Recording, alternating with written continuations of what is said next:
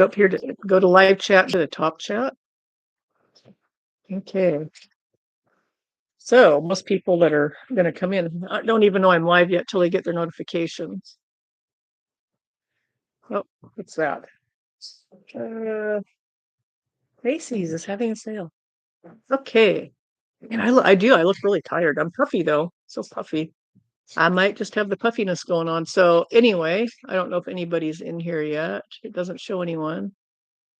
Not yet.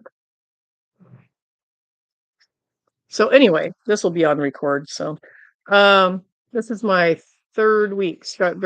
Tomorrow begins my fourth week because I started on Easter morning. And this is kind of what's been going on with my carnivore.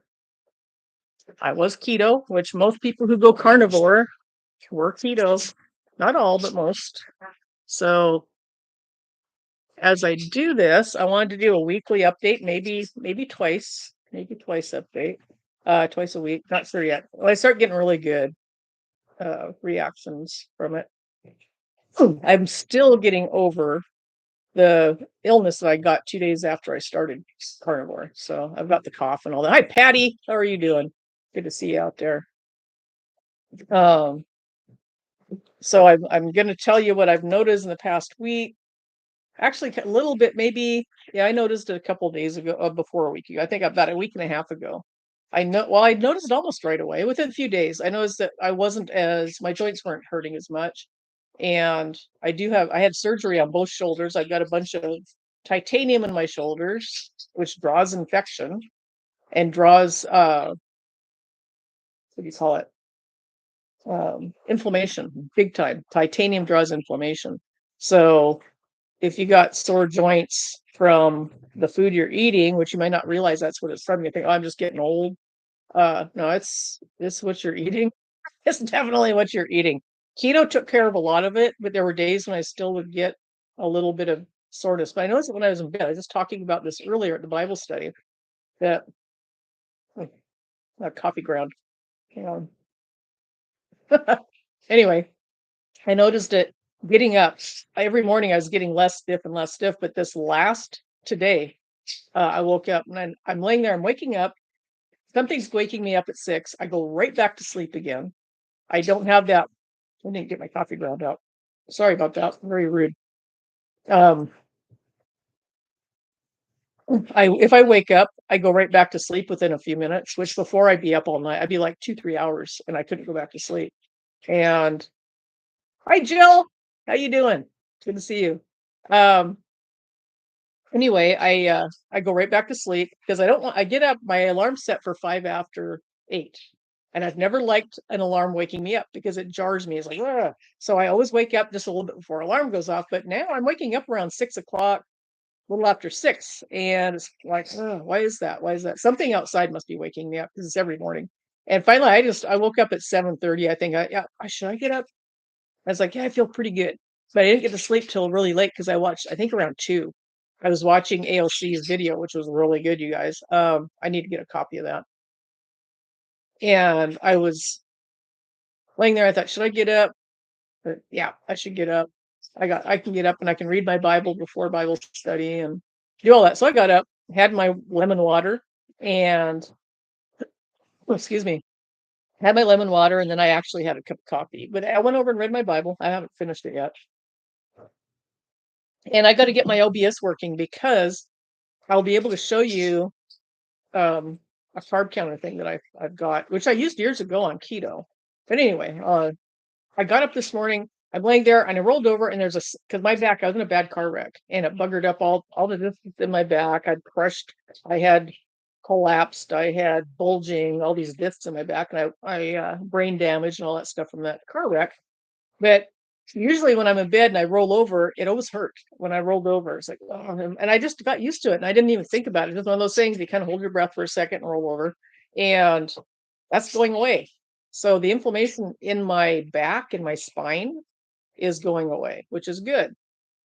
And that is making it so that I'm not in pain all the time. And when you're not in pain, that relieves a stressor because stress causes inflammation, right? So when I'm doing that, I'm waking up and I feel like I roll over. And this morning I just had a little bit between my shoulder blades and I got up and I stood right up. Usually I'd be like, hey, literally, I would have to push myself up off the bed and my shoulders and my elbows would be hurting. And this is on keto, by the way. I'm doing keto.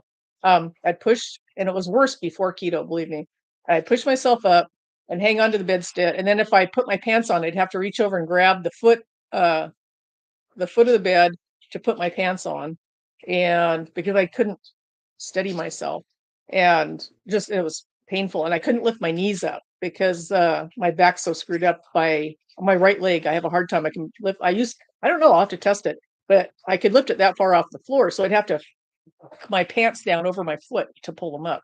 And when I went to the chiropractor, that helped. But anyway, I didn't have any pain. I'm waking up, I didn't have pain in my back or my shoulders or my hips. I was able to get up, and the only thing I've changed is what I'm eating. That's it. So yes, very good progress. I agree. Um, so I was eating on keto something that was inflammatory to my system. And remember, keto is, excuse me, high protein or high fat. High. It's not like way high fat like carnivores. High fat, moderate protein, and then a small amount of vegetables and carbs. All vegetables have carbs. Excuse me. So whatever I was eating when I ate it, I didn't eat vegetables all that often. It was like, well, I have to eat something. And there were days when I was literally carnivore, like I said before. I was just like, I'd eat like a lunch meat and a boiled egg or something. It's like, that was good. That filled me up. But my problem was I was eating, oh my gosh, when I did my carb counter thing, I was hardly 500 calories a day, maybe, or six, but I was full and doing the intermittent fasting thing, which I wasn't getting enough calories in, fat calories or protein calories, um, which can keep you from losing weight. Because if your body's not getting enough calories on a daily basis, it's going to think you're starving yourself and say, "Oh, yep, not losing any weight. We need these things because you were on it's a shortage. Your body sees it as a shortage, and if you're in a state of shortage, it's going to say you're going to hang on to every stinking fat molecule you can." And I thought that, everybody's taught, oh, just eat less and move. Doesn't work. If it worked, everybody'd be skinny. No, and calories in, calories out. I knew that. I knew for decades that was a bunch of BS. I fought with people over that. Like, just eating too much. Really? I dare you to eat what I eat and tell me that's too much. But I knew I wasn't eating enough, but I didn't think it was that detrimental to my health. I hope so, Jill. I hope so. I still haven't lost any weight that I know of. Um, I'm not. It's almost like it's bloated out, and I'm not sure. At 3 weeks in, today's 3 weeks. It shouldn't be bloated, so it's probably an enlarged liver or something. Because it is. I got a size D chest, and my belly sticks out like 5 inches past. I look like I'm about 8 months pregnant, and it's bizarre, but that's how it is. And I remember I could feel it growing. Literally, I can feel the fat cells growing in my stomach when I gain weight. I can tell. I can feel it. It's almost like it's like a sensation of creepy crawlies. It's like they're expanding. Very strange, but I expect that to go. It's got eventually going to go away. If I have to, if I have to punch myself in the belly, and it's not going to happen that way. But it's going to eventually go down. It did with keto because I was built like this before I started keto. But isn't it interesting that my body started getting sensitive to whatever it was I was eating, which I was salad. I was eating green salad because I just thought, well, that sounds good, I guess. I got to fill my stomach with something. So I'd have a green salad, which is usually just greens, uh, iceberg or romaine. I would have two boiled eggs, excuse me, on that. Sometimes those little sweet, little mini peppers that are different colors, I'd put one of those on there sometimes. What else? Celery, if I felt like cutting it up. Celery just goes bad in my fridge. Broccoli goes bad in my fridge. Cauliflower goes bad in my fridge.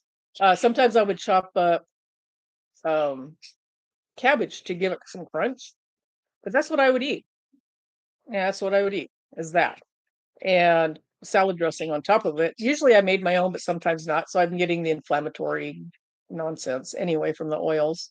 And no, I would have a green salad, especially in the summertime. I'd have a little bit more often, but I'd have a green salad maybe once a week.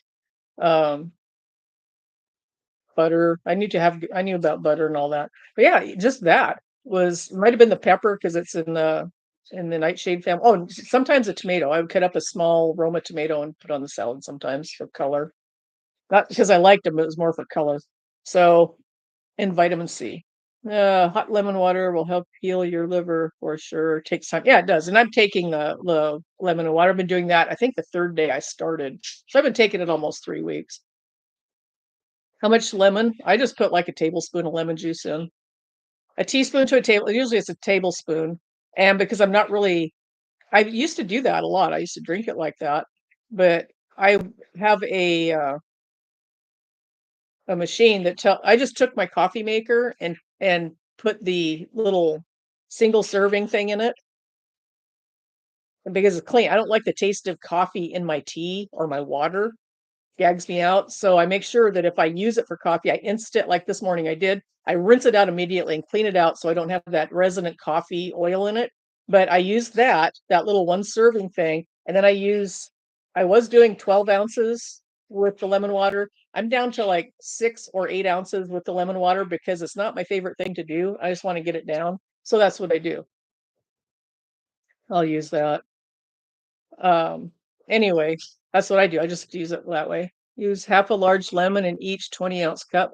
For summertime, yes, that's what I'll do. I did that all last summer. I have this thing right here. I don't like putting lemon in it because it's stainless steel and I don't want to corrode the stainless steel and I don't want that getting in my system. I've got a glass. My niece and I bought one of the last, I think Thanksgiving or something. I've got a big glass.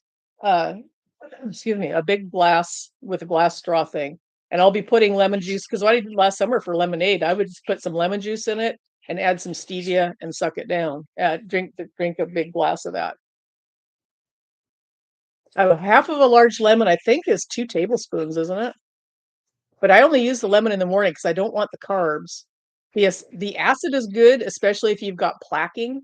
If you've got tartar on your teeth, or you've got arthritis, that lemon juice will act similar to uh, apple cider vinegar and help dissolve that. It's the acid, the citric acid in the lemon will help to dissolve that excess plaque. And I do have a spot on this index finger. I just noticed it about 2 months ago.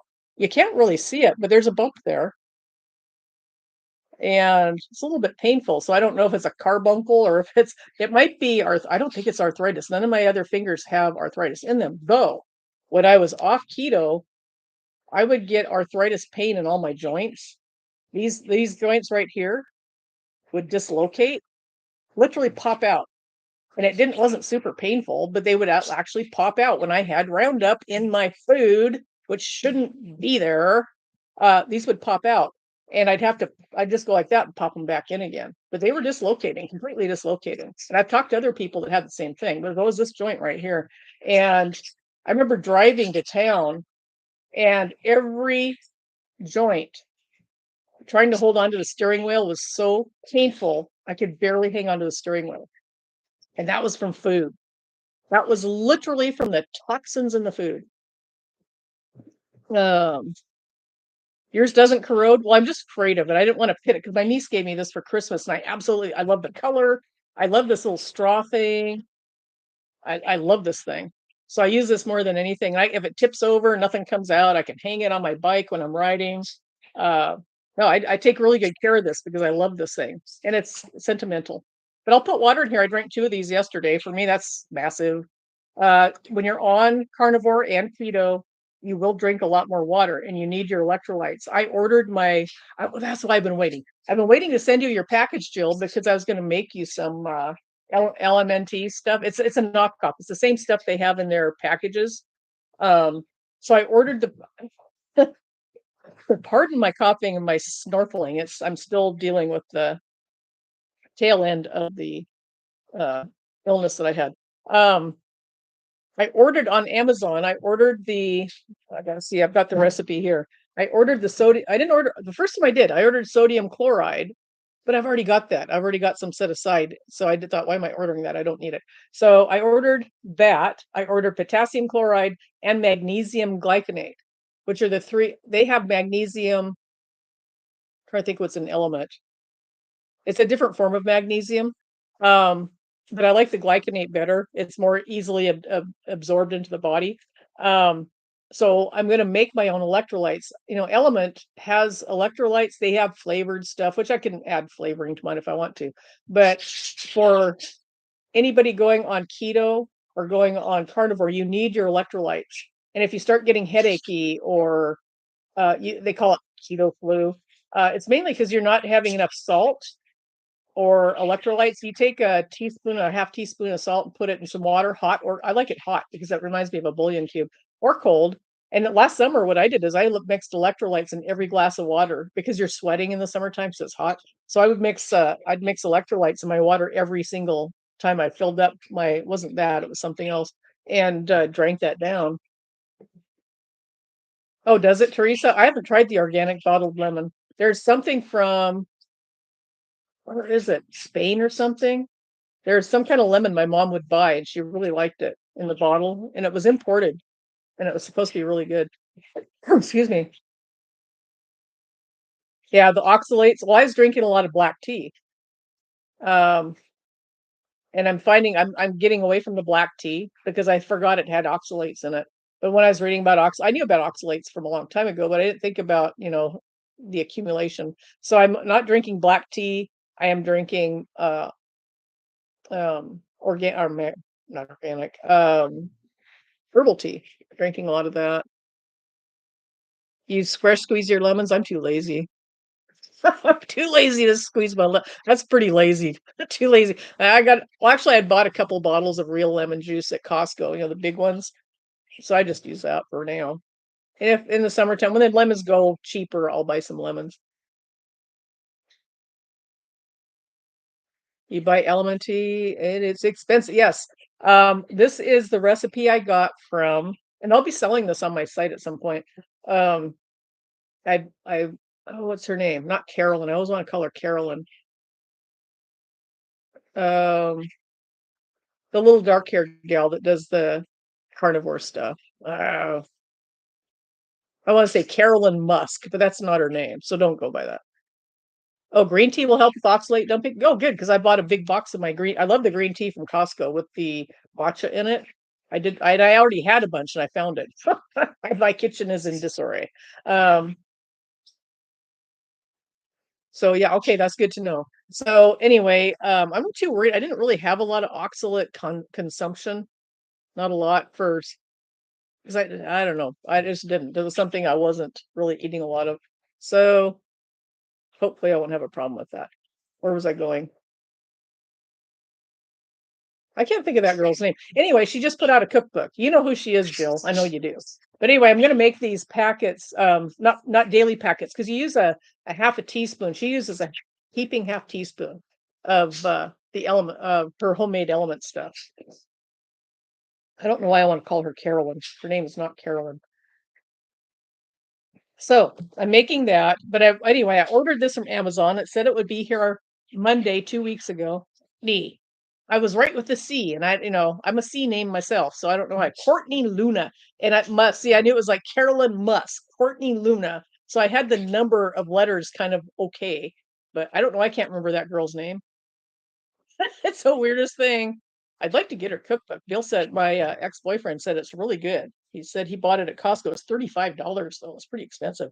Um, but anyway, I ordered the stuff. They said it would be here Monday, 2 weeks ago Monday, and it never came. And I think, well, where the heck is that stuff? So on Wednesday I looked, and it said nothing. It's like I never ordered it. And I'm like, what is going on? Amazon is screwing up so bad. It's like, what the heck? So I had to go in and reorder it, and my ex is on my account, so he will order things in Idaho, and I order my things here, and you have to make sure the delivery address is right. Well, usually it pops mine up. When I go in, it pops mine up, and I check to make sure it's mine. Otherwise, it ends up in Idaho, and I don't get it. So I checked. Yep, it's good. I ordered it, and they sent it to him. As a matter of fact, he didn't even order anything for a couple of days, and they packaged it with his stuff and sent it to him in Idaho. And he got a hold of me, and I ordered some red lights too, some for red light therapy type stuff. I bought two light bulbs, one for each lamp in my bedroom, and they have these little night light things, so you've got red light at night, and it's not messing with your eyes and all that. Uh, Courtney Luna, that's right. So think Courtney. I should just write it down. Eventually, I'll remember it. I'm really bad with names. I remember faces, but I really am bad with names. So I can meet somebody and even try to say their name in my head like 10 times, and 2 minutes later, I don't remember their name, but I'll remember their face. So anyway, so I put my second order in. It goes down to him, and as did my red lights.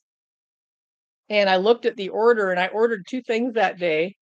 I ordered the I ordered the salt components, and I ordered the red lights. Put the next order in. Oh, anyway, it never showed up. So I contacted. Oh, and I got one thing. I did get my starter for my lawnmower, but I didn't get my salt stuff that went down to him. And so they looked at it and they're like, "Well, that's really weird." I said, "It's been happening." I said, "Your system." He never ordered anything, so it was still up. It should have been my address as the default. But anyway, so just keep an eye on Amazon. They're really messing up a lot, costing them a lot of money, but they're still making tons. So I talked to them, and they're sending me the red lights, and they're sending me the glycinate and the potassium.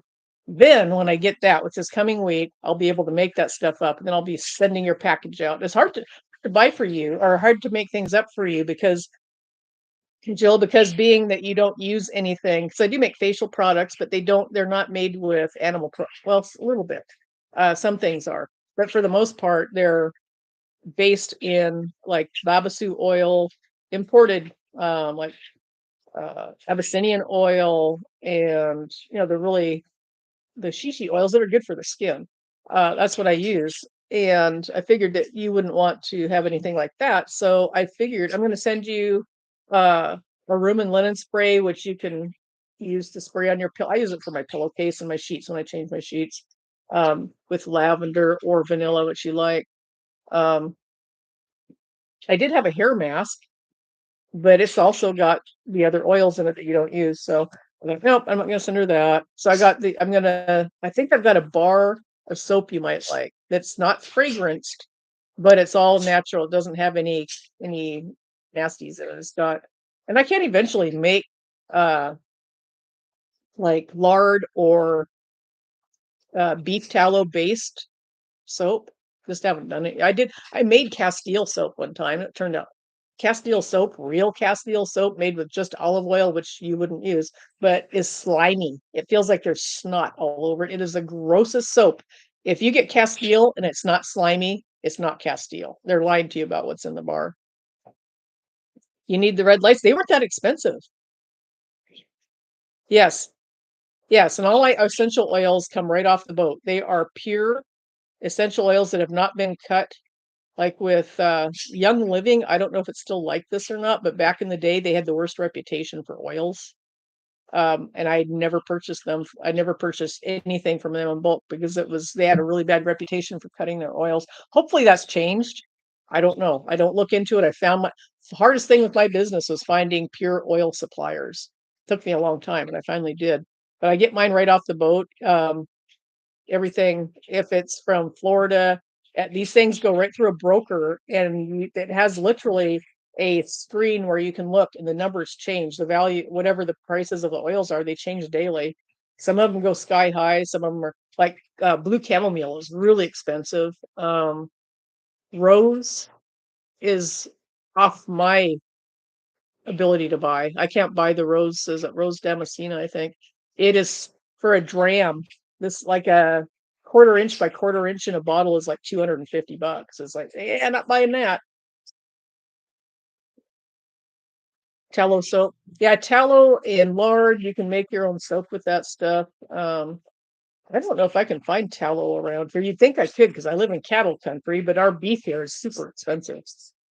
Um, but the soap I do have, I think it doesn't have any colorants in it except for clay. I colored it with clay and didn't put any. A lot of people don't like fragrant soap. They react to it because I don't know why.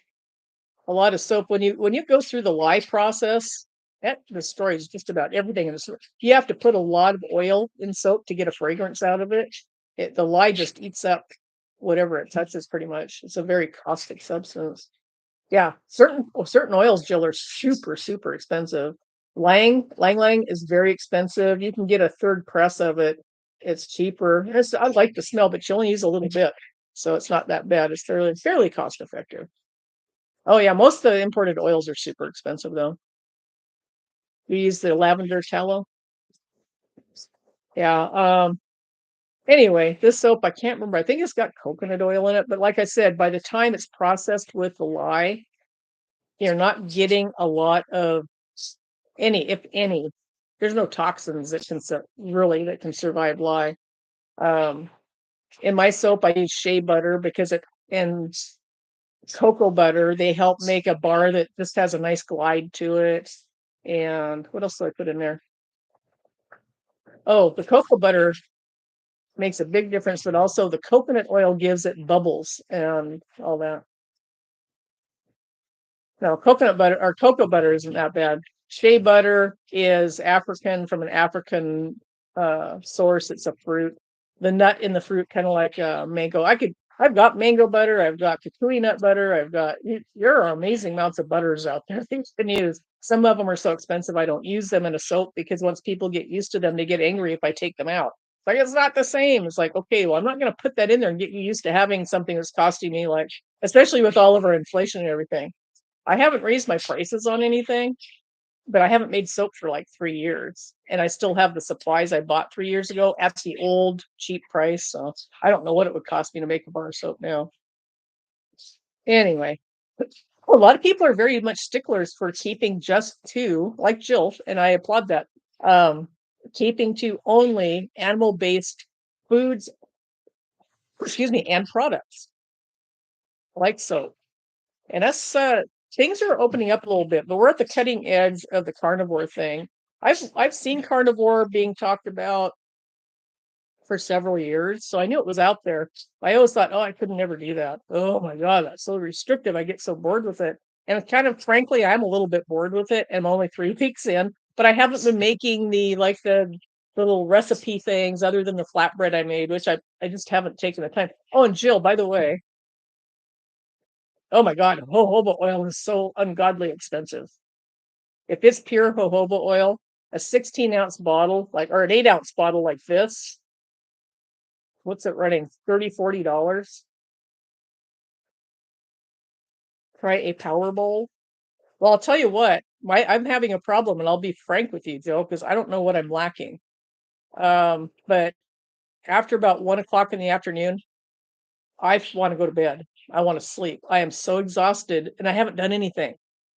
Like, what time is it now? 10:30. So I got a good couple hours to get things done I need to get done. Like yesterday, I needed to move some empty boxes to the back of my truck. I didn't have the energy to put them in the wagon and drag them out there, 100 feet and back. And I'm like, ugh. And it's been like that for the last week and a half. So half the time I've been on carnivore. And I thought, well, I'll do the salt thing. Maybe I just don't get enough salt. Ew, I wouldn't like that. It's interesting. There's certain things I could never. I don't like eggs and cheese. I did like in a McMuffin type thing, but and I don't like hamburger. I don't like things mixed up. There's certain personality types that are like this. They don't like their foods mixed up. My ex's son is the same personality type I am, and he used to put his everything on his plate had to be separate. I literally bought some of those TV. Remember the trays from school? They each had a little separate compartment on them. I bought those because I didn't want my food touching. I didn't like the mix of. That's weird, but that's how I am. Lethargy, it's part of the process. Okay, good to know. Yeah, I can't sleep in the daytime. I just want to. What I'll do is I'll just go lay on the couch and watch a movie or something because I don't have the inner. And it's after this all the rest of the day. I'm just like can't wait to go to bed. Um, So if that's what's going on, is it's just a transition from one thing to the next, from keto to carnivore. It's good to know. So everybody out there, thank you, Jill, because I've been wanting to ask you about this. I didn't want to bother you. So it's good to know you may, and I've heard about lethargy, but mine this is like, ugh, I just want to, and I'm like, dang, I had energy this morning. Where did it go? And I wasn't because it was around 1 or 2 in the afternoon, and that is an adrenal thing. So I wasn't sure if it was that or just the way I'm eating. Okay. So that's good to know. And it might be that because maybe my body is trying to repair and I need to sit down and be quiet and let it repair. Because I know when you sleep, your body repairs, right? Well, thank you, Jill. I appreciate that.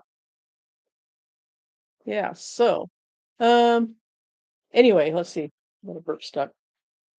So what I'm noticing, my eyesight's getting a little better, but I'm taking a. I just did it yesterday, so it couldn't have kicked in yet. But I'm noticing my eyesight's a little bit clearer. Um, thought process is clearer. But I noticed that when I first got on keto too. Yeah, I believe that, Jill. I think that's true because there are certain, like, I'm not losing weight yet. Not that I know of. Like I told you guys, I told Jill, I was like, "Hey, I'm losing weight. I'm losing weight." My pants, like, I literally could grab a handful of my pants and think, "Oh, cool." Because I knew being on keto probably gave me a little bit of a boost than most people coming off the standard American diet. Oh yeah, I'm losing weight. I'm losing weight. And I went and put on because I'd worn these pants out working, and I put them on the next day because I had to go out and deal with a bunch of dirt. And I didn't want to, so I just put them on because I was going to go outside and do some work, and I was going to wash them. Well, they were really baggy on me. I'm thinking, oh, cool. So I washed them, and I washed all my pants together, and I pulled them because I got 3 pairs that are exactly the same, and I pulled them on, and they're skin tight again. I'm like, wow, man, I just stretched them out. I just stretched those stupid things out. I didn't lose the weight. So it's kind of like that still, as my pants are tight. So I know I haven't lost any weight yet, but that's not surprising. My ex said it took him a month before he started losing weight. I might be different than that. It might take me a little bit longer. Yours did that too. Anyway, yeah, so I was like, I was all charged up and it's like, but that's all right because when you're eating like this, you have, I mean, some people take a long time to lose weight with it, and sometimes they have underlying problems. Could be the fatty liver thing. It could be, I've been looking that up because some people do have a problem even on this losing weight if that's your goal is to lose weight. But like keto, when I went on keto, the first time I did it, 4 months into keto, I never lost an ounce. I might even have gained weight. As a matter of fact, I think I started gaining weight, so that's why I reached out to Berg because I was supposed to be working with one of his people who turned out to be sitting there filing her nails doing nothing. She didn't help at all. Um, but he said he couldn't figure out why I wasn't losing weight. Like I said, this was a long time ago. My mom was still alive, so probably 2016, 15, something like that. It was 10 years ago, maybe. And everybody's kind of starting out with the keto thing, getting, figuring things out. But he says, "Well, just eat fewer calories, eat green salad, just eat green salad all day." And I heard that, and I'm like, I told you this guy's last time. It's like, I got really mad at him. So that if that worked, I didn't have to pay you $200. If that worked, I'd be already skinny. I would already be the weight I want to be because I've done that route and it didn't help. Excuse me. And I think he was just perplexed at what was going on. He couldn't figure it out. So that was the only thing he could think to do. Well, and I understand that. He just didn't know. He was confused by why I wasn't. And I know other people had the same problem because later on it came out that yeah, he had other people, very few, that weren't losing weight on keto, but I was under a tremendous stress load. So the stress is a big thing. If you're going to go on carnivore, you need to do your best to show, and keto does help with stress. I was on it for 4 months and I didn't lose any weight. I was frustrated and I thought, because I mainly wanted to lose weight, I knew that the food that I had been eating was detrimental to me because I was losing, like, the 3 days into it, I noticed my um, arthritis type things were going away 3 days into it. And I knew it from before because I did an elimination thing. 3 days off without sugar, 3 days without grains. I noticed a difference. So I got off of it for I think April, May, June, July, probably August. And by December, because I thought, okay, I'm going to go back. I feel like crap. I just feel like crap. I'm not going to lose weight on it. I'm not worried about that. I just want to feel good again. So I went back on it, I think the 1st of January 2016 or 17, and noticed almost instantly I felt better. I could handle stress. So I knew that the food was a huge stressor on my system, as it is on yours. You may not recognize it yet, but it is a huge stressor. If you're eating a little dib dab of strychnine every day, your body is not going to do well with that. In the beginning stages, you're not even going to notice it, but eventually it adds up. So it's the same thing with the toxins on our foods, the grains. And the sugar has stuff going on with it too. It's GMO and even the sugar cane has been tampered with. So purposely, they're doing this on purpose. Don't ever think they're not doing this on purpose because it's extra work for them to do this. So for some reason, I think they're getting subsidies from the government to do certain things to their products. Well, Monsanto, whatever they are now, I can't remember who they are now, but they were like this with the FDA. And who's in the FDA? We've got politicians and high-ranking yahoos who are actually into the eradication of the Earth's population. Let's be frank about that. That's what they're about. You can look it up. They come right out and say it. And they're controlling our food supply. Hey, Free Spirit, how are you doing? Good to see you out there. Did I miss anybody else? How come Free Spirit doesn't have a wrench? Free Spirit needs a wrench. There we go. There. There we go. Anyway, so I noticed that I was feeling better on keto, and that's why I was doing it. So I did keto, kept doing it. And after the 4-month mark, didn't know it, but I was losing weight. I didn't expect to. Told you guys this last time is that I literally did not expect to lose weight because I did it 4 months before and never lost a pound, which doesn't make sense. But like I said, when you break a bone, your body, like my thumb was slammed in a car door. Bad. This is a bad break. It splintered the whole end of the bone on my thumb because when I slammed the door on it, and I had probably a 16th of an inch. And my forward momentum pulled my thumb through that door, and it caught it right here. And so I pulled all of this through the door as I was going forward, and it just literally blew my bone apart. And that was the most intense pain I've ever had in my life, by the way. But my hand, it started here, and then my whole hand swelled up. And that was a protective mechanism of my body to protect that bone plus others from, because it doesn't know where the injury came from. It just knows it needs to protect that area. And so everything swelled up. And that's when you're eating poison, your body's going to swell up. So you're going to have a lot of water weight, and your body doesn't always release it right away. Because I think my hand was swelled up for like a week or two. So it takes a while. If you're eating poison, even in tiny amounts, your body's going to start trying to protect itself because it doesn't know where it's coming from. So you're going to swell up. I swelled up here. The top of the roof of my mouth was swelled up, my tongue, the back of my throat. So when I went to bed at night, I thought it was fat. I didn't know because it was just bigger. My neck was like that. And I was big everywhere, right? So I'm lay down in bed. I couldn't lay on my back because my throat would instantly close because it would swell shut. I mean, all that fat, or what I thought was fat in there, would close off my windpipe, or like that. Sleep apnea, anyone? Yeah, think about that one. I found that only way I could sleep, I couldn't lay on my side because it would still do that. Everything was just swelled. So I had to lay kind of like my face kind of facing the pillow, but not quite touching it. So I was kind of like this to sleep. And I had to sleep like that on one side or the other for a couple of years when I started swelling up really bad. And it was the stress that triggered the weight because I didn't change anything I was eating, and I started blowing up like a balloon. I literally changed nothing. And that happens. People will talk about that. It does happen. It's not calories in, calories out, folks. When you're under stress, your body goes bonkers and it's trying to protect you. You have sleep apnea, yeah. Yep, you do because of what you're eating. Hey, Free Spirits Ranch. Woo-hoo.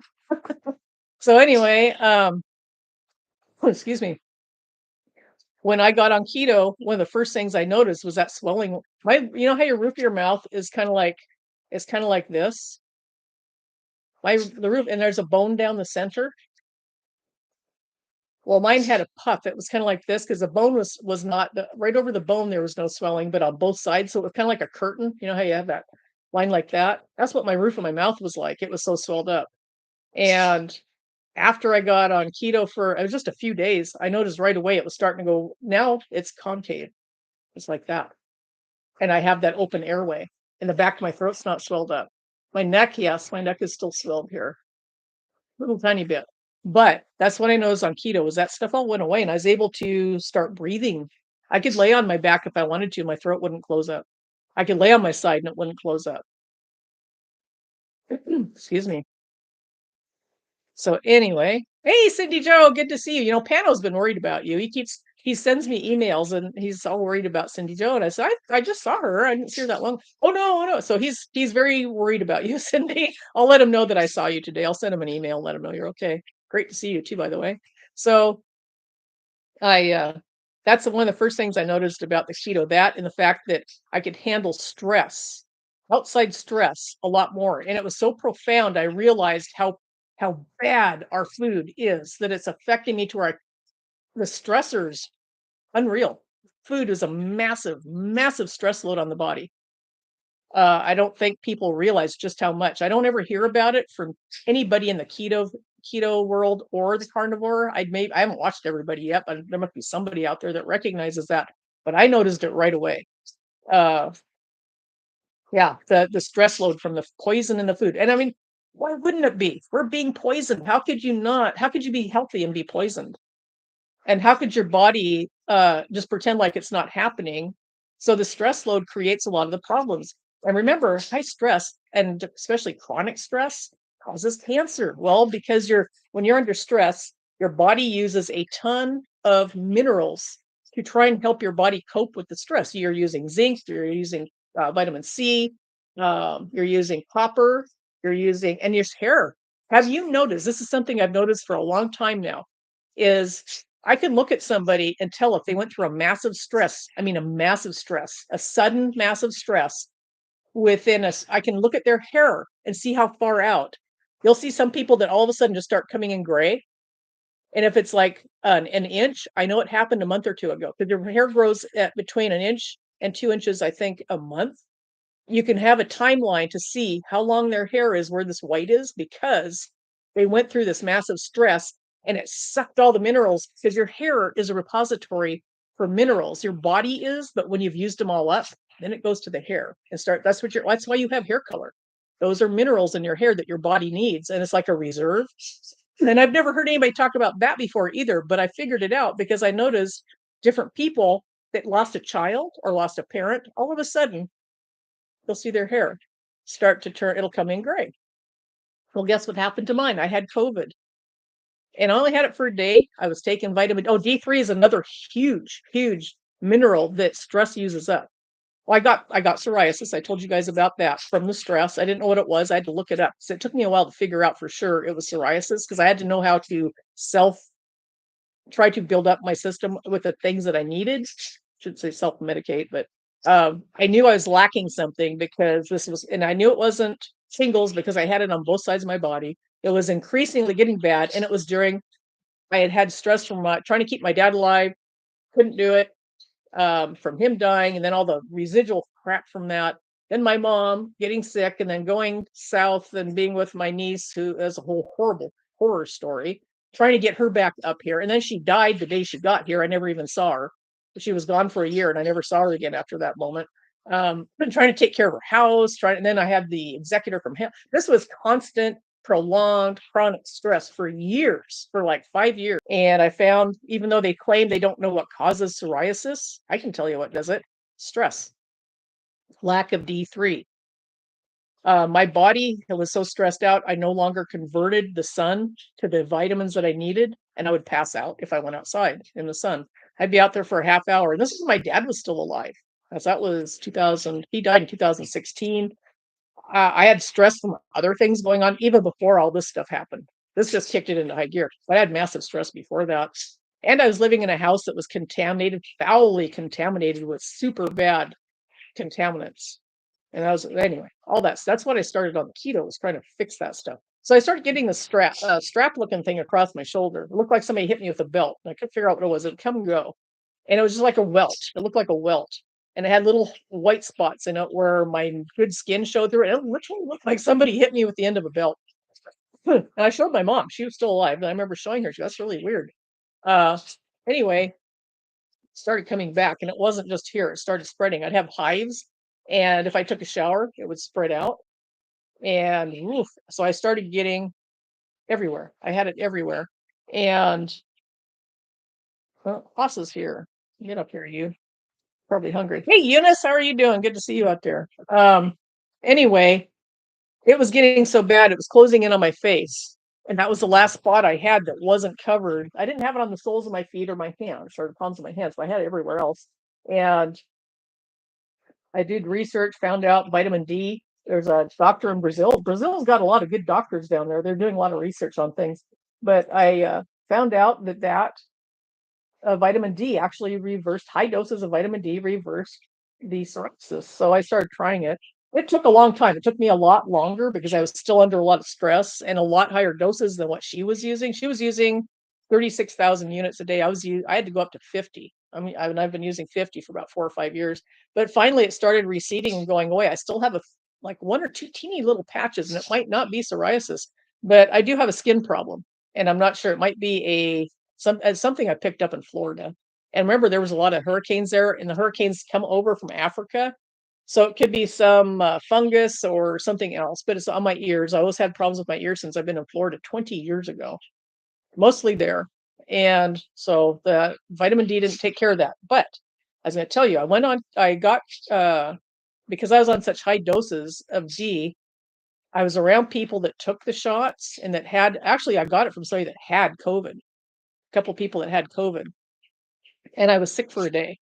I got, you get the achy joints, and when I get the flu, not I guess it's whenever I get really sick, my teeth will hurt down here. They'll ache, and up here, but only for the first day. Well, I had that. Oh man, I'm getting sick. That sucks. That sucks. Well, I got the headache. The next day I woke up and I was fine. But then my hair started falling out. My hair used to be like that. I would use I have those big hair ties. I would just put it on. I wouldn't have to twist it to hold it in my hair. I had like a horse's tail. I had super thick hair, and I lost 4/5 of my hair from that COVID, just from one day of COVID. So I knew it was another big stress on my body, and it had really done a number. And I could see the top of my scalp. I could see my scalp through my hair for the very first time in my life. I'd never been able to see my scalp. And I was like, holy cow, I hope it quits falling out. And then I got COVID again a year later. My hair had started trying to come back in, but it was coming in gray and curly. And when your hair starts curling, that's the body sucking those minerals out. You see older people, almost all of them, if they have white hair, it's usually, not always, but usually it gets curly. Women will say, I've never had curly hair in my life. Now it's curly. And that is the body sucking every last juice out of the hair. Well, I never had hair like this before. I mean, you can see I had a little bit of wave to it, but it is light, and it's not healthy. My hair is not healthy. So I got COVID again when I stopped taking my D3 when I had the problem with the house here, and I was in a motel for a month, and I didn't take my D3, and I got COVID again for 2 days. I wasn't around anybody other in the motel, so it was in the air. I didn't, yeah. So I got COVID the second time, lost more hair, and it started to really come in gray. So I knew, okay, because I knew if you took copper and zinc, generally it'll replenish your hair with the nutrients it needs. But this was more than just that. So I've got a lot. I've got right here. I still have new ones coming in here. So I know because there's new stuff, I need to up my intake. And I know red meat has zinc in it. And when you take copper, if you're going to do this, Dr. Wallach talked about this.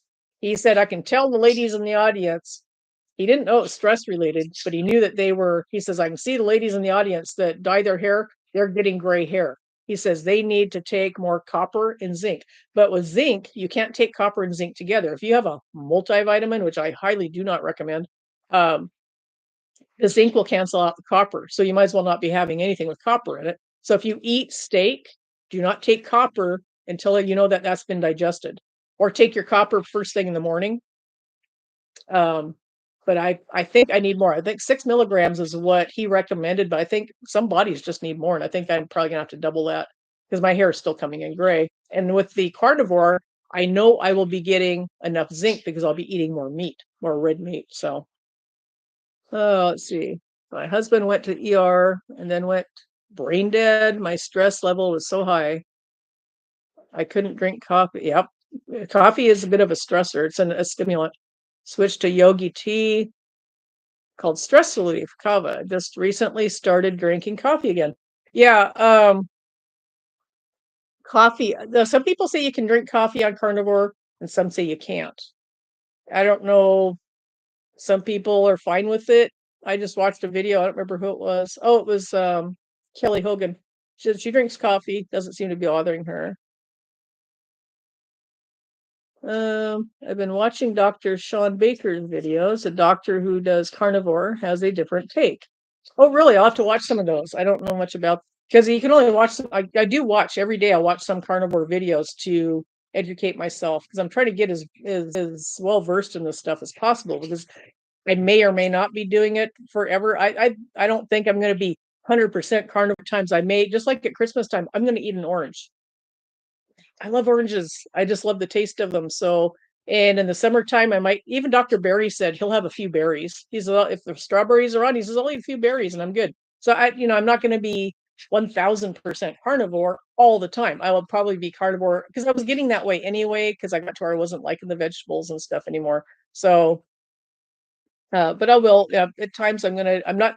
Probably won't be eating Twinkies or cake because I'll tell you what. First thing I noticed was my desire for sugar just went like the first week. And it was day by day. It got to where I didn't even want stevia. I didn't want anything sweet, which I'm not a sweet person. It wasn't until I got through into a lot of stress that I started eating sugary stuff because I never really did before. Like when I worked at the park, I'd open a can of green beans, drain them, put some apple cider vinegar, salt, pepper, and that was supper.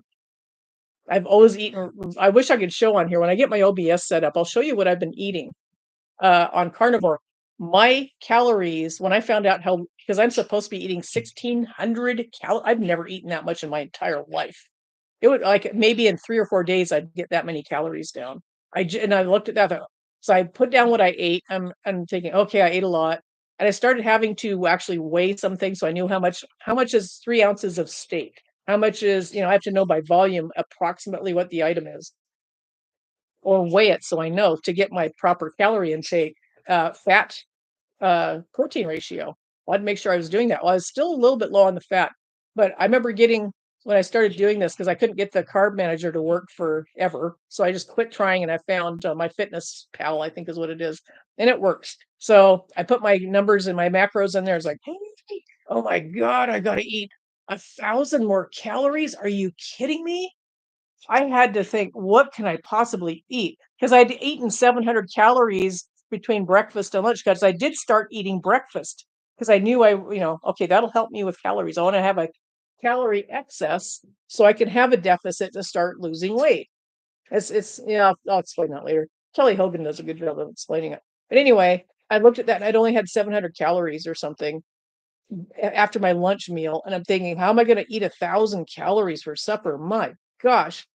And I realized then how minuscule my calorie count was daily. I thought I was eating a lot. I know on on keto, I had I started gaining a little bit of weight, but I realized I was putting more cream in my coffee, and I thought, okay, I'll just cut back on my cream, and I lost the weight. And it wasn't that much cream. So even though I wasn't eating a lot of calories on keto, it was crazy. But I quit losing weight on keto. That's one of the reasons I went on carnivore because I do want to lose the weight. I don't like being this size, especially in summer, because I feel I won't even wear a tank top if I'm the only one that's gonna see me. I hate skin touching skin. That drives me crazy. And when you're fat, your skin touches skin, and it's just the most gross, uncomfortable feeling. And I was just tired of it. And I thought, well, I got to do something. Something's wrong. So that's mainly why I started looking. And Jill, she's like, oh, and she tells me her wonderful story, how she's been on keto or carnivore, 18 months now. And she showed me before and after pictures, and it was remarkable. She like lost 30 years in her appearance, and she was sustaining it. She was able to do it and sustain it.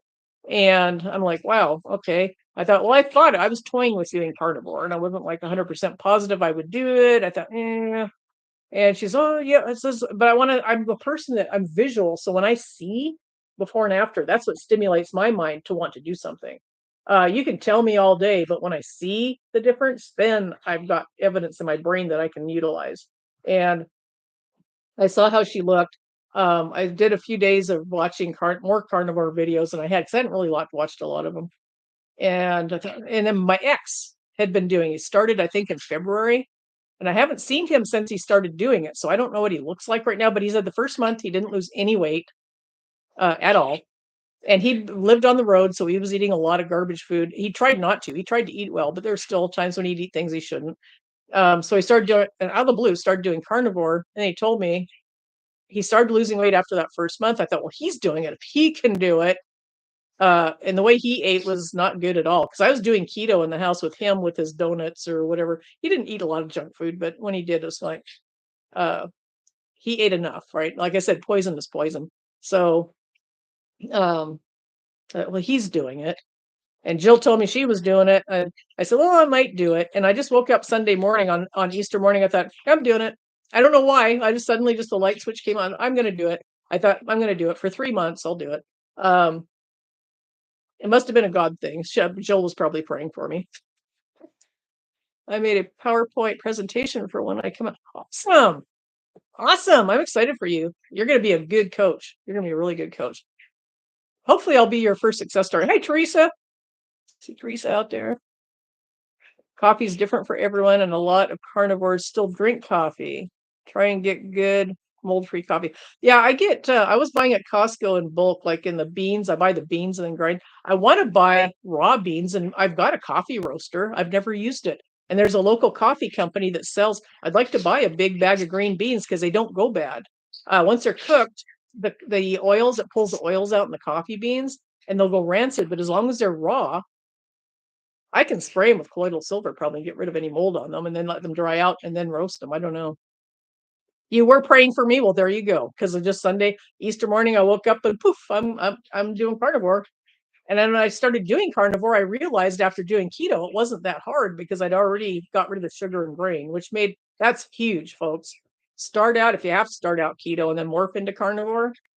When you get rid of the sugar and grain, you do feel a lot better. I can attest to that. I knew that right away, and it helps with brain fog. It helps with ulcer or not ulcers, well, ulcers too to some degree. But if you get acid reflux, you need to do keto, and you're going to find out that stinking Roundup on everything and all the grains and all the beans.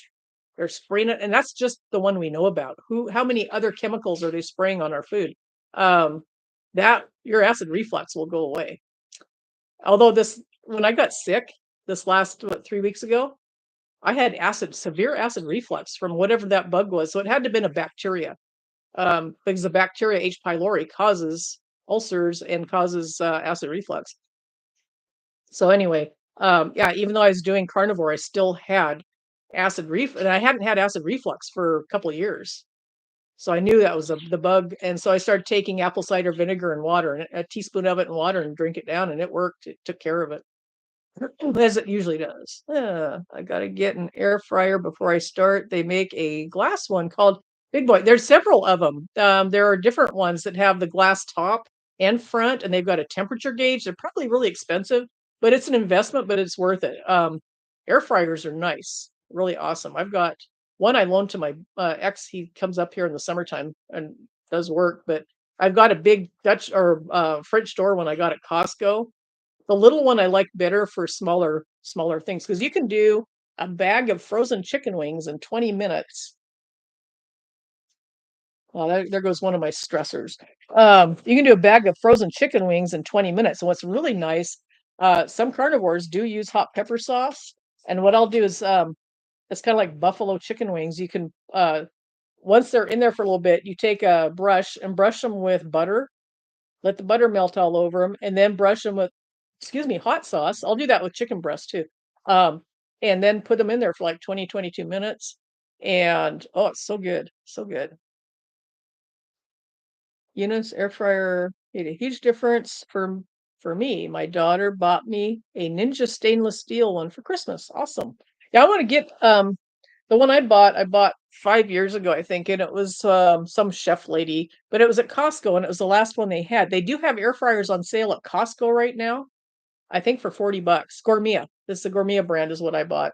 And um I like the ones with the glass better. I'll probably end up buying one of those actually because I like to see at what point the food is because sometimes it gets done faster in an air fryer if you it's like a convection oven is basically what an air fryer is, but it's smaller, so you're not using all that electricity, that expensive electricity when you cook. Easier to clean too. Yeah, I know. He's 200 miles away though. He could fix it. He can fix anything. He's really good at stuff like that. Yeah, I'd love to get my lawnmower fixed. I do have to get it done because of fire danger. After the stuff dries out, it's gonna be really bad. I'd love to take it into town and get it fixed. If he was here, because blades need, sharpen and all that stuff. I'd rather take it to town and get everything done. But hey, I'll settle for just getting it running. But anyway, so yeah, let's see, what else was I gonna tell you guys. I gotta get my OBS running on this computer. This is the new computer, so I don't have it up on there yet. I need to put the multi-streaming plug in because YouTube is really finicky. And if I want to show clips of Kelly Hogan or somebody, or go somewhere and take something and play it, they'll shut me down. But I can go on Rumble. Pilled is a good one. They all have chat rooms and everything. YouTube is just more widely used right now, so you get more visibility. Twitch, which I don't like. What's the other one? There's like 3 or 4 different outlets that I can do this on, so people can chat and everything. Crazy cake is a depression recipe. Crazy cake is a depression recipe. Yeah, it is. It is.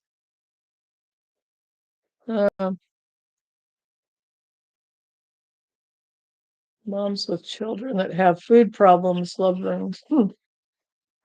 Crazy cake. I remember hearing about that. Excuse me. So anyway, what else have I noticed this week? I have noticed that I'm sitting up and standing straighter, which is an interesting thing. I talked about that last week. Yeah, getting out of bed. I can get out of bed without moaning and groaning and aching and all that, which I thought was I was so constant that I didn't even think about that I was doing it. It was something I lived with, and I didn't consciously recognize it as being an issue because I was just used to it. Normalcy bias. But once I started feeling better, when I sat up like this morning, I sat up in bed and it's like, wow. So just sitting up in bed the way I did tells me that I'm getting stronger. And I haven't used the vibration plate since I got sick. I want to make sure that I'm healed up before I use that in case it causes any problems. So probably next week I'll start using that. Probably Monday I'll start using that again. Excuse me. So yeah, there are I'll be able to share recipes and stuff when I get the OBS going. Because what OBS does is what you're seeing here. You can see me, but then if I want to show you a video or something, I can change to another view and it'll pop that video up and I can play it. And also with a certain plugin, I can have people on with me. Like I plan on getting Jill on so she can tell her story to you guys. And I can do that and because otherwise, if you don't, you can see her, but you can't hear her. So OBS being weird, you have to have a plug-in download to get it set up. It's a virtual cable. And those things, oh, I had a guy that was supposed to be helping me set up OBS and he totally messed up my brain for OBS. He was doing all these different things at different times and for 4 or 5, I guess it was 6 months. And it never did work at the end. And he knew the whole time how to make it work and he just didn't. Purposely screwed me up. And this is a guy that everybody loves over on PSB. He was purposely screwing me up. And people that were here that were with me when I was going through that, they know what he was doing too. Everybody thinks he's a great guy, but he purposely was screwing me up so I couldn't broadcast. That really made me mad. Kelly Hogan must have had a full facelift recently with her YouTube money. She looks old. Look at 3. Yeah, she's too thin is what it is. And she might be because her hormones are changing.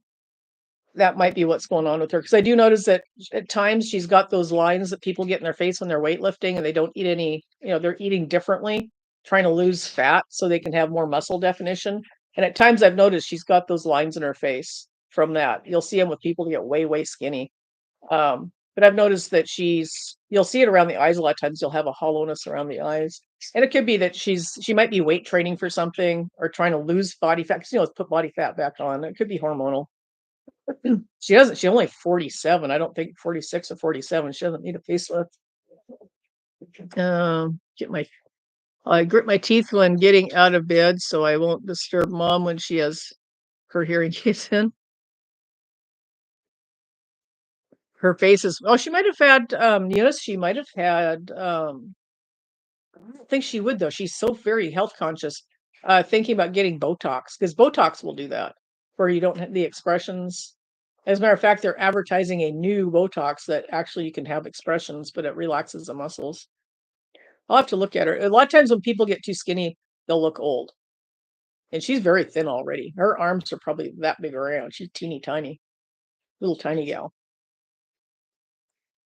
And I think a lot of people that have been overweight most of their life will go the opposite direction. If they can get that thin, they will do that and keep it there because they've been heavy all their life and they're just so excited to be able to be thin.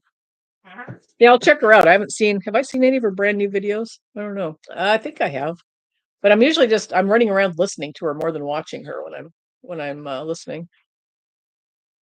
So anyway, yeah, and I guess Dr. Barry said that a lot of people say, "Oh, you can't drink fizzy water. You can't drink carbonated water. Excuse me, it's really bad for you." But Dr. Barry said there's nothing wrong with it. And I have a soda stream, and I would think that if you like flavors, like the Element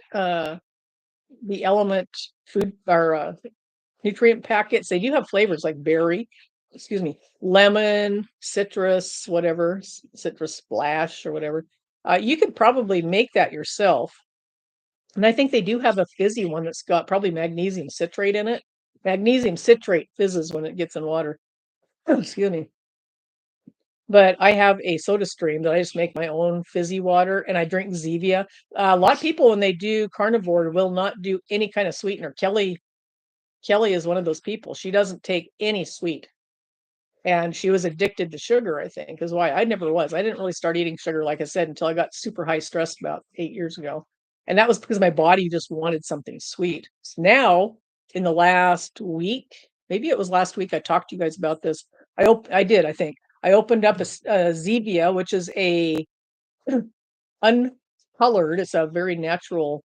It's just a fizzy water with flavor and stevia, and they have cream soda and Dr. Pepper flavor. But if you're a sugar addict, apparently it can trigger you to want to crave. It makes you crave sugar or sugary products. So some people can't use it because it's a trigger. So they don't touch anything sweet, no matter, excuse me, stevia or not. Even and Dr. Barry said he gains weight using stevia, which is kind of interesting.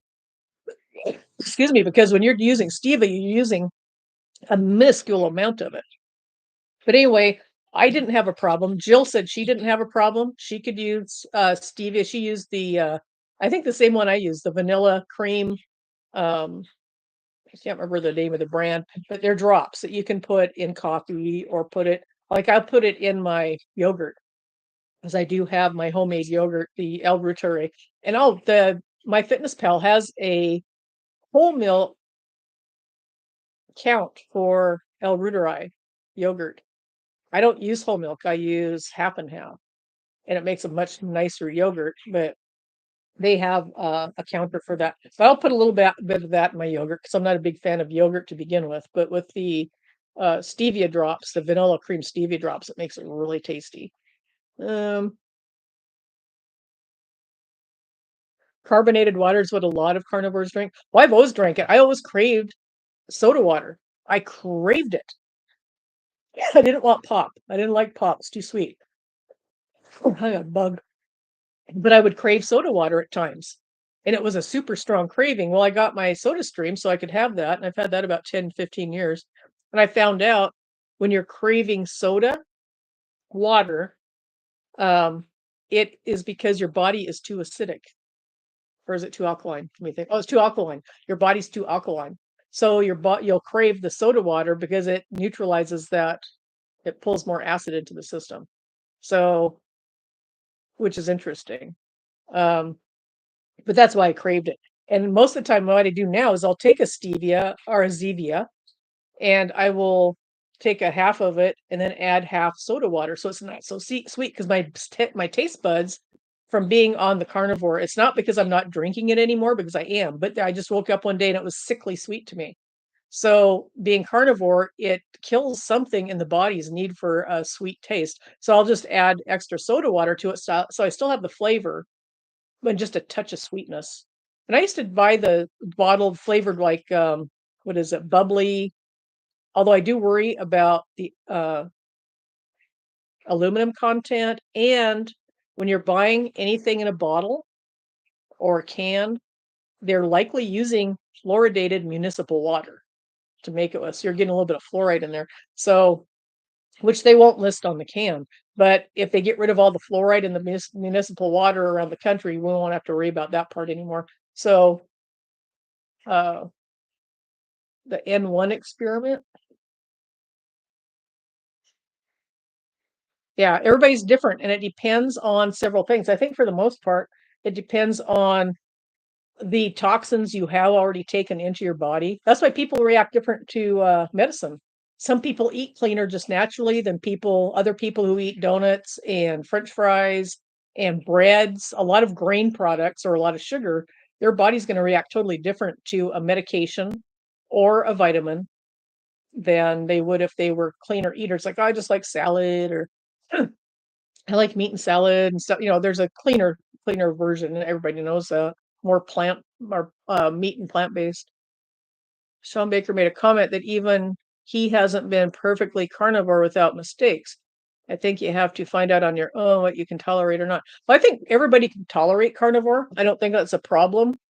There is a problem though with um, why you're doing it, and somebody talked about this the other day, and I absolutely agree with that.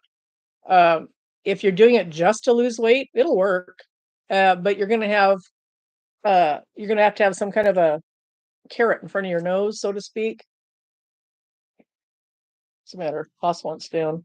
As a matter of fact, I need to start getting my cat on carnivore food. I don't like giving him dry food.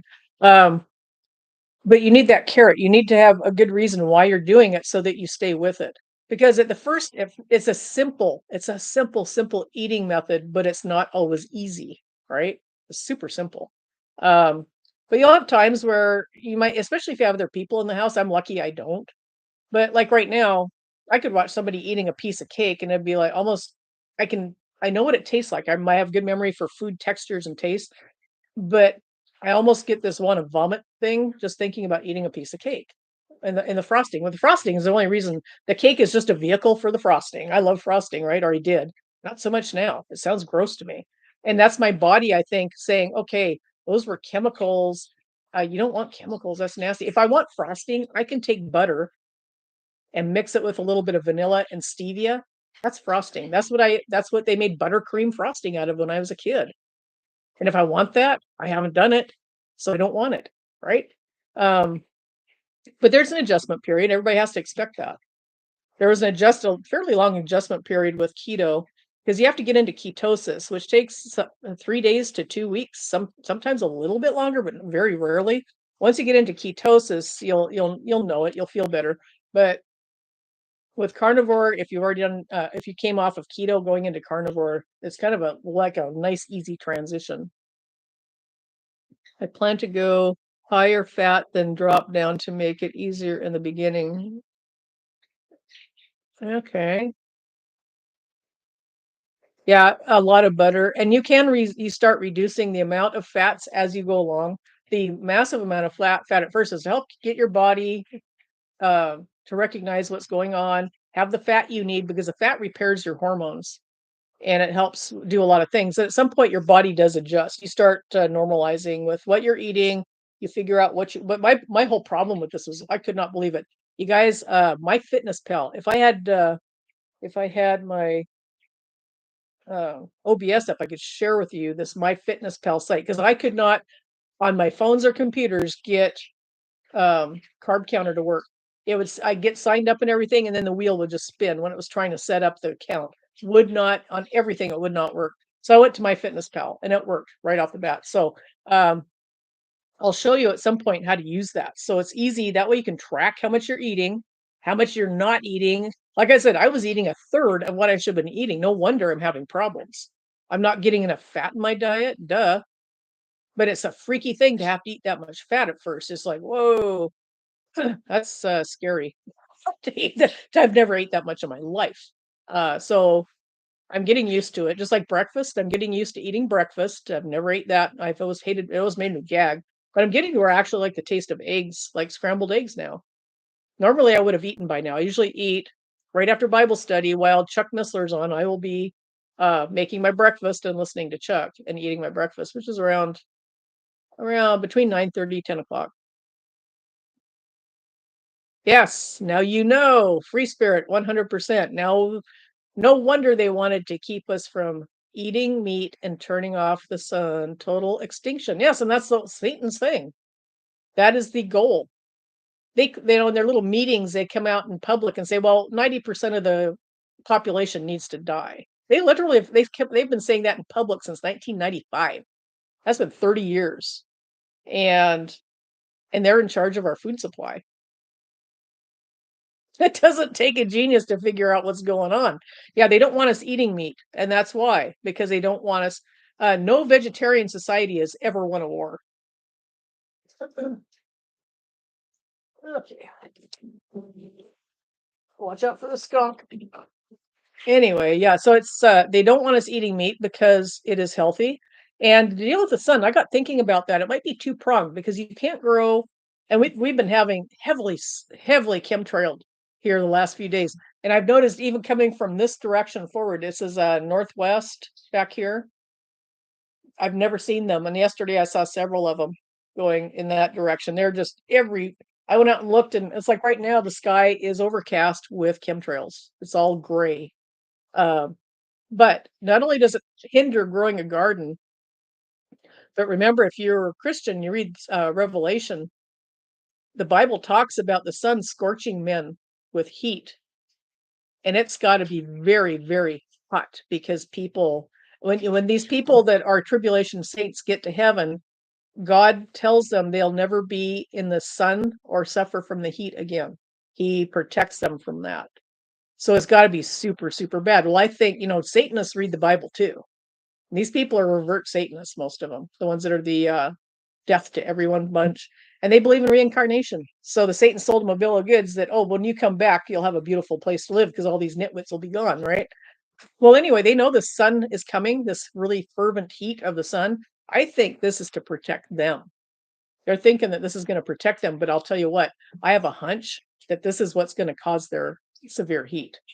It's going to reverse. You watch. Well, we won't be here to watch, but anyway, that's my opinion on that. Let's see. Eunice said, I did keto for 5 years with no cheating. Good for you. If the virus hadn't hit, I would not have gotten off. Psyche stress is hard on all of us. Yes, and that was purposely done. That was a psyop that they did with the keto or with the COVID stuff. Somebody did a really good video on that. I used Fit Day with keto at first, but we don't really need it on carnivore. No, on carnivore, the thing is you have to make sure you get enough calories for your size, for your weight, and for your age. And like I said, I ate more thinking, oh yeah, I'm good. I was only eating a third of what I should have been eating. It kind of freaks me out that I thought, well, if I gain a little bit, that's okay. I might gain a little bit because then, as like Kelly Hogan talked about, for somebody that's wanting to lose weight, you have to eat a little bit more than what, because 1,600 calories for me, being pretty sedentary right now, is my maintenance. That's my maintenance, 1,600 calories a day on carnivore. And I'm like, whoa. But she said, what you do is after you're on it for a month or so, cut back 100 or 2 calories a day. And then your body will automatically start kicking that weight off. So we'll see in a few weeks. Hey, go tell him Willie Bory is here. He's here. How you doing? I'm doing a carnivore talk. An update. It's kind of an update. There's a lot of BS in here. I shouldn't say BS, but chit-chatting. Helping people as best I can. If you hear me saying something that is not either different, if there's something different or I'm not online with it, let me know. Sun is so important. Oh, let's see, I missed that one. Only count protein is what I'll do. Got to figure out how to eat lunch and prepare in 30 minutes. You can pre-cook food or have boiled eggs. If you have to have a fast lunch, boil eggs. Have a boiled egg, chop it up. There's a carnivore mayonnaise recipe that Chris Cooking Nashville does. I haven't tried it yet. I'm going to. I bought extra butter so I could do it. It's made with ghee. Excuse me. Yeah, you can see I'm still puffy in my face. Still puffy. Plus I'm old, but this here is I get puffy here on the sides. Courtney Luna said, "Hey, I remembered her name. I think it was her, or was it Kelly? One of the girls said that her face, she had the moon face. That's actually from stress. That's literally an adrenal problem. Moon face is a symptom of low adrenals, which is caused by high stress. And doctors aren't taught about adrenals anymore. So let me see, what did I miss here? Sun is so important, Dr. Lisa. Yes, go out and sit in the sun. Even if it's wintertime, go outside and go for a walk or something because the good rays will penetrate through your clothing and through your skin. So you'll still get the benefit of infrared light. Excuse me. I think most people's problem is getting enough fat. I thought I was, and I wasn't even close. 70 between 70 and 80% of your calories should be from fat. Uh, Cream cheese if you're doing dairy on carnivore, if you can do dairy, which I've been doing cream cheese and I've been doing cream. The the cream cheese has way more calories than uh, cream does, which I thought was really weird. Like 3 times it. Do not wear sunglasses. No, and I've got a lot of sunglasses, but when I go out, I've known for a long time not to wear them. But if it's really bright, I'll put them on if I'm having watery eyes from the sunlight. But yeah, don't wear sunglasses because your eyes need that sunlight.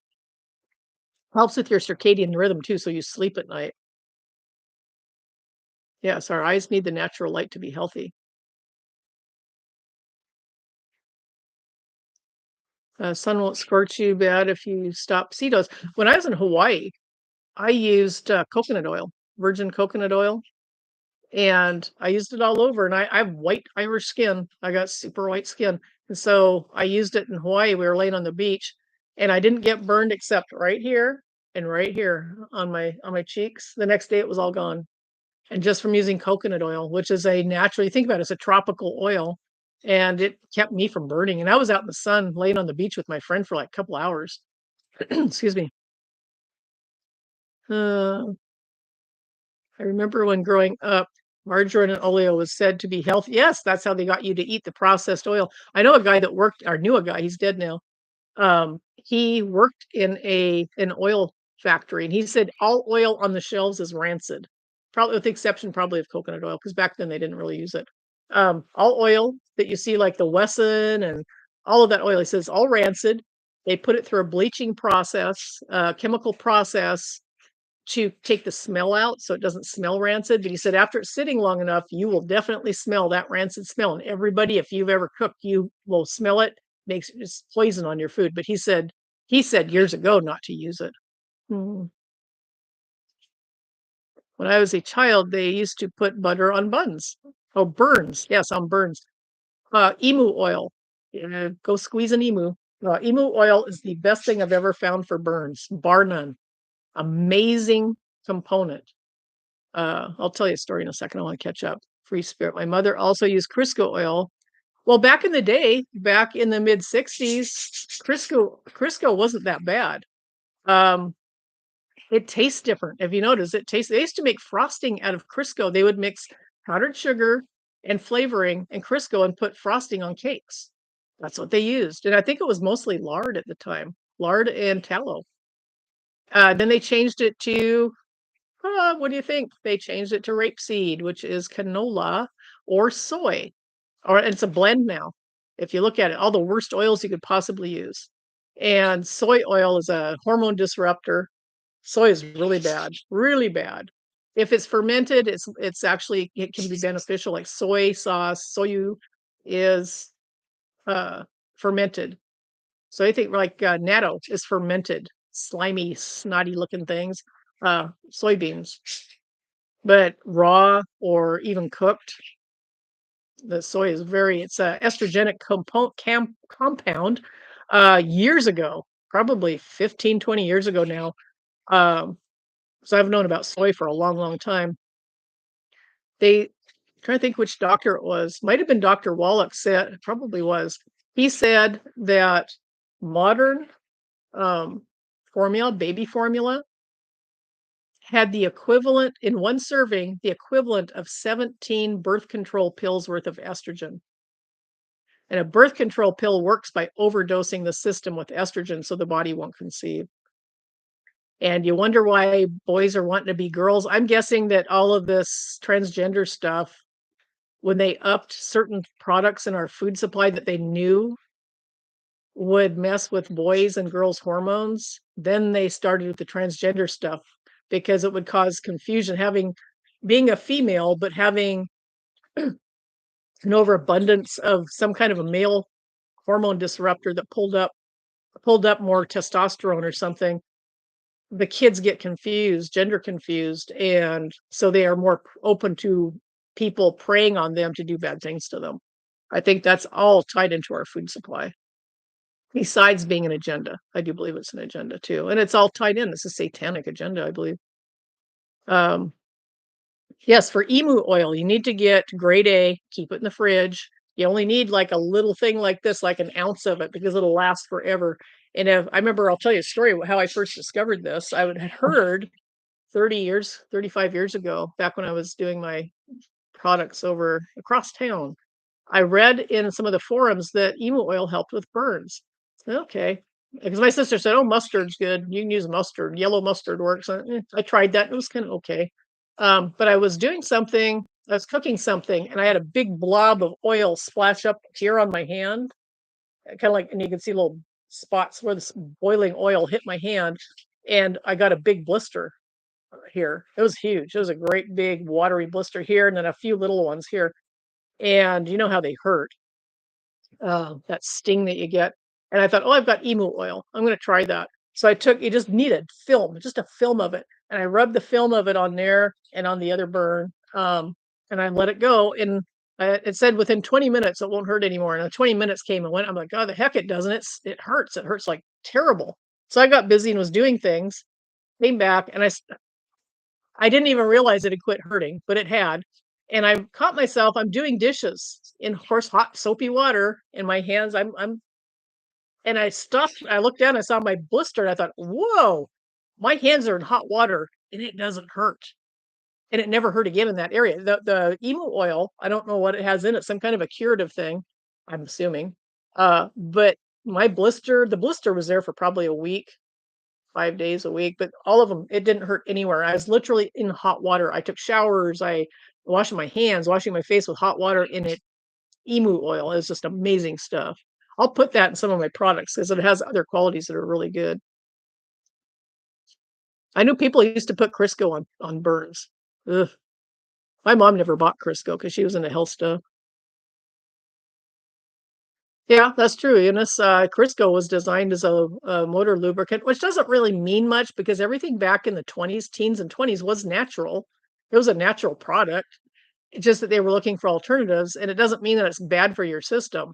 But the fact is that now, I mean, the things they use now and the rancidity of the oils, because oils will go rancid fairly rapidly if you don't keep them refrigerated. Excuse me. Traffic is atrocious. Ugh. On a Saturday? That's right. A eunuch society cannot reproduce, and that's the goal. Well, the whole thing is total eradication of humanity on the planet. Yep. But the Georgia Guidestone said 500 million would get to live, and it's like, no, they're lying to you, as typically. They want to get rid of everyone. Who else has that goal? Satan. Wow, big surprise.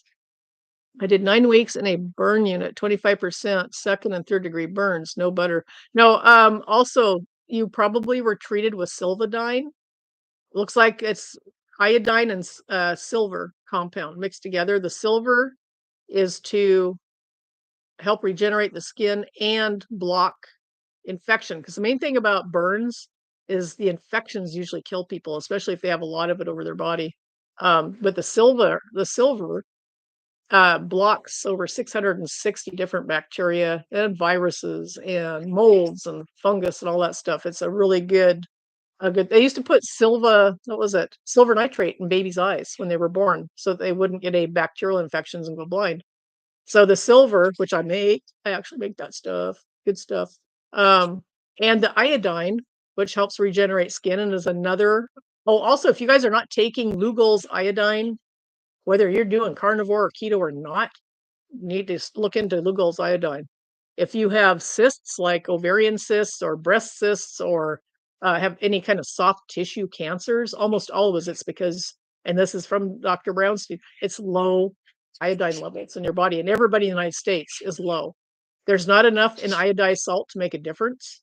So, highly recommend. It's very the toxicity level for iodine is super. Yeah, you have to take an immense amount.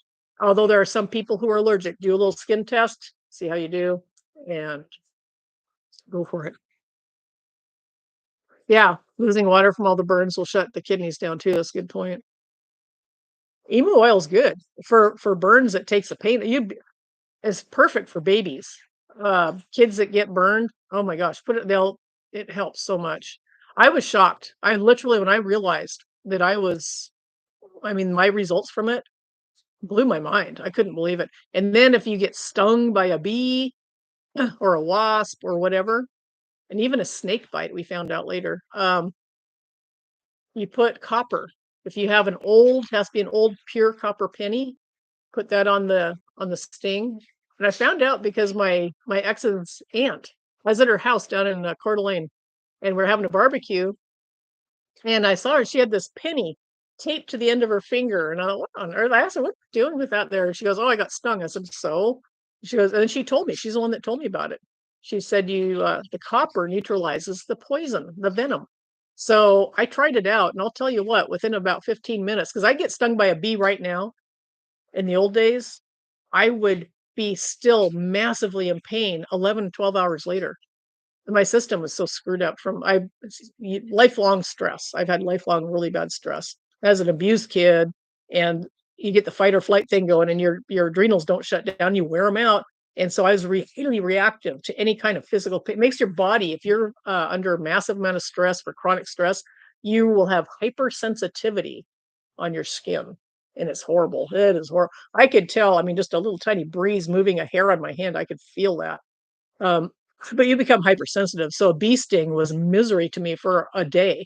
And so I tried the penny on this damn bee, pardon my French. He flew, I was coming out of my door, and this thing came right at me from across the carport. It was a wasp. It came shooting right over, and like it saw my hand, and it planned all along it was going to sting me on my hand, and it did. I was like, you little booger. So I took a penny and tried it, and about 15, 20 minutes later, um, there was no pain left. And that was like, for me, that was a miracle. And I looked under the penny, there was a hole there where he'd nailed me, but there was no swelling. And about 2 or 3 hours later, there was no hole there. There was no sign that he had ever stung me. So my body, the copper neutralized that poison. Well, think about it, it's an electrical conduit, right? And venom, it neutralizes venom. And there are other stories I could tell you about that. But my ex was bit by a baby rattlesnake up in the mountains, and they're extremely potent. It's a very concentrated form of venom. We were picking huckleberries, and we were a good hour and a half away from the nearest hospital. And he got stung, or he got bit, screwing around with this stupid snake. It was his fault, but he got bit, and it bit him in the thumb. And the fang penetrated his thumbnail here, and then on the very corner, like on the right here, there and there. He was probably that long, a little mountain rattler, timber rattler. And he had been picking huckleberries, so his fingers were juicy, like dark, they were kind of bluish red.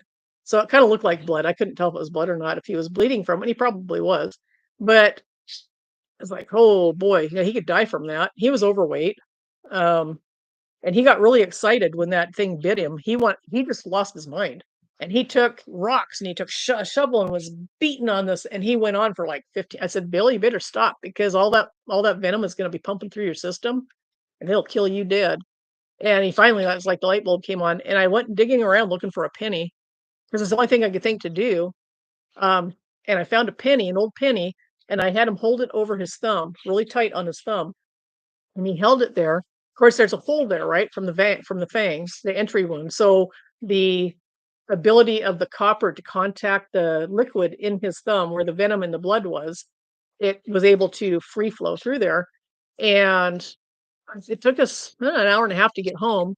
And I kept asking him, how are you feeling? Because I figured we could give him some Benadryl. until we could get him to the hospital. And he'd pull his hand off and look. He was like, "It's fine." He's like, "Really?" And we got home, and his thumb had not swelled up at all. And there was he'd been squeezing it, so venom had come out, some venom and blood had come out. But he by the evening, we gave him a Benadryl. By evening, his thumb had just barely swelled up, and I think about 3 months later, his thumbnail fell off because his thumb swelled up just a tiny bit. But I saw somebody when I was a kid that got bit in the thumb by a rattler, and he had been a month before, and his thumb was like that, and it was black purple with a big hole in the middle because he got bit in the same place that Bill got bit, but he didn't know to do anything like that. And this is a month after he got bit. He's, "Oh yeah, my whole hand." He says it was really bad. So it's something you should keep in your medicine chest or in your car. Always keep a penny, an old penny, like I think it's pre 1984. Keep one handy, so if your child gets stung or bit or whatever, it's something to get you by. Like, if you have to go to the hospital, like, for a rattlesnake bite, probably should, but it should keep you safe from, losing a limb or dying. Excuse me. Uh, every day in a stainless bath to wash me down. My friend, yeah. Bandage from my toes to waist and fingertips to armpit. Oh my goodness. Well, iodine still tastes kinda ratty to me, and I know I'm still low. I take it daily, but if it's tasting bad, it might be because you're not adding enough water, because you need to put it in a pretty good thing of water to get it down. I would take it daily. It's a good I mean, it's cheap and it's a good protectant. Yeah, my best friend, she got burned. She was making french fries, and she had one of those, screen doors that is split in the middle or on the side. I can't remember, but you kinda walk through it and it's just like a drape of, excuse me, it was just like a drape of netting, but her French fries in her pot caught on fire in her deep fryer pot, and she had the presence of mind to grab her um, her oven mitt, and she grabbed onto it and ran to the front door with this pot in front of her. And as soon as she pulled that curtain back, that oxygen and a bit of cooler air came rushing into the house and blew the flames and boiling oil all the way up to her shoulder and was severely burned. But she threw the pot down, and then she took the hose that was right there, and she watered herself down with cold water, which probably saved her life, and got herself all watered down. And then her neighbor took her to the hospital, and then she went to the hospital in Spokane. And the doctor that looked at her bandaged her up and told her to come back in 3 or 4 days, and he'd look at her. So she came back home, and I came over to talk to her, and I didn't even know this had happened. And she showed me, it's like, holy cow. Uh, couldn't believe what happened to her. But anyway, a couple days later, she called me up and said, the doctor never told me to change my bandages or anything. I said, "What?" I said, "Those bandages need changed daily." And she goes, "Yeah, he never told me to, but," she goes, "I'm getting kind of concerned." So I came over to look at her, and she had the blood poisoning lines coming up, and it was all she was because she pulled the bandages off and looked, and some of them were stuck to her arm because where the burn was, the skin had started. Oh, it was just gross. Anyway, I said, "You get your stuff together. We're going to the hospital." So I got her in the car and I drove her to Spokane, and we couldn't find a parking spot, so I dropped her off at the front door and went to find a parking spot. I didn't see her again for 3 months. Uh, she was in very bad shape, and they had her doped up pretty much most of the time, but they sucked her right into the system. And she told me later that the doctors were really pissed. They wanna know who this guy was because they said he should have given you the supplies and told you to change that bandage, a couple times a day, and they had to cut skin off to get the bandages out of her skin. And she wouldn't let them debride her. That's where you have to scrub on the wound with a rough brush and scrubby stuff. They'd set you in a tub of water, and she said, "I couldn't let them do that. I didn't want them touching me." So she did it herself, but she was on high doses of morphine. But she said that they told her that she was near death when she got there. They said if you'd waited another few hours, you'd have been dead. But they were ticked off to that doctor. They were going after him. That the group of doctors at the hospital were going after this guy for doing that because he obviously was It was just horrible. But she had pretty good scars, and you could see right around her wrist here, good skin, and then from here up, and they scrubbed her off to keep from keloids from forming. But what a thing. Anyway, yeah, so that's doctors are only as good as the worst doctor in their class. You got to think about it. Half of all doctors graduated at 50% lower 50 percentile from their classes, but they still get their doctor's degree. So you're taking a chance when you're seeing doctors that you don't know. Then Dr. Wallach said half of them show up to work drunk or on drugs, and that was what, 20 years ago. So yeah, you got to be. This is the best thing is to do. Keep yourself healthy.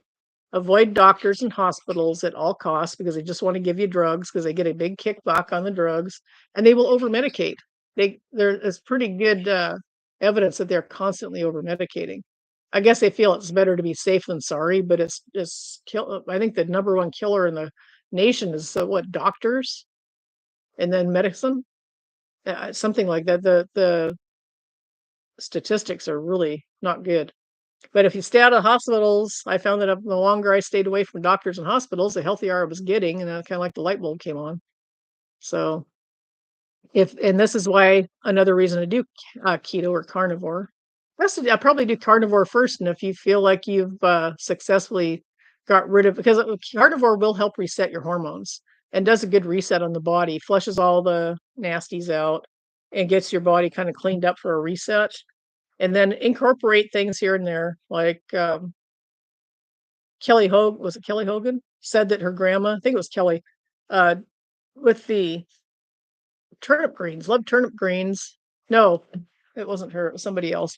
Anyway, some lady, she'd been doing carnivore forever, and she said, I love turnip greens. So I went to my grandma's, and I thought, oh, it was Ken Berry's wife, Nisha. She goes, I had some turnip greens, just like a little bit. She said, oh my gosh, she says, I got the worst. She goes, all my bones ached. She goes, I got like flu-like symptoms. I felt horrible. And she says, I knew it was from that. And then she tried them a couple other times, same exact results. She goes, that's something she could never eat again because the toxic load on her body couldn't tolerate it. So she just doesn't eat them anymore. And so that's how you kind of once a week, maybe bring something in that you used to eat and see if you can deal with it. If your body doesn't have any problems, if you're not getting any symptoms at all, then you can probably have that. So if that's where you want to go, a lot of people just like Jill, she's just doing straight carnivore. She doesn't have to worry about all that stuff. She just knows what she's going to eat and goes on with her life and saves time. So that's a good thing. That's something to start out with. But like I said, I'm going to do. I don't know. I'll do the 3 months. I'm not sure if I'll go on beyond that. I probably will. Pretty sure I will. But like I said, I might have an orange at Christmas time. I might have some strawberries in the summer. Just a few strawberries here and there or something.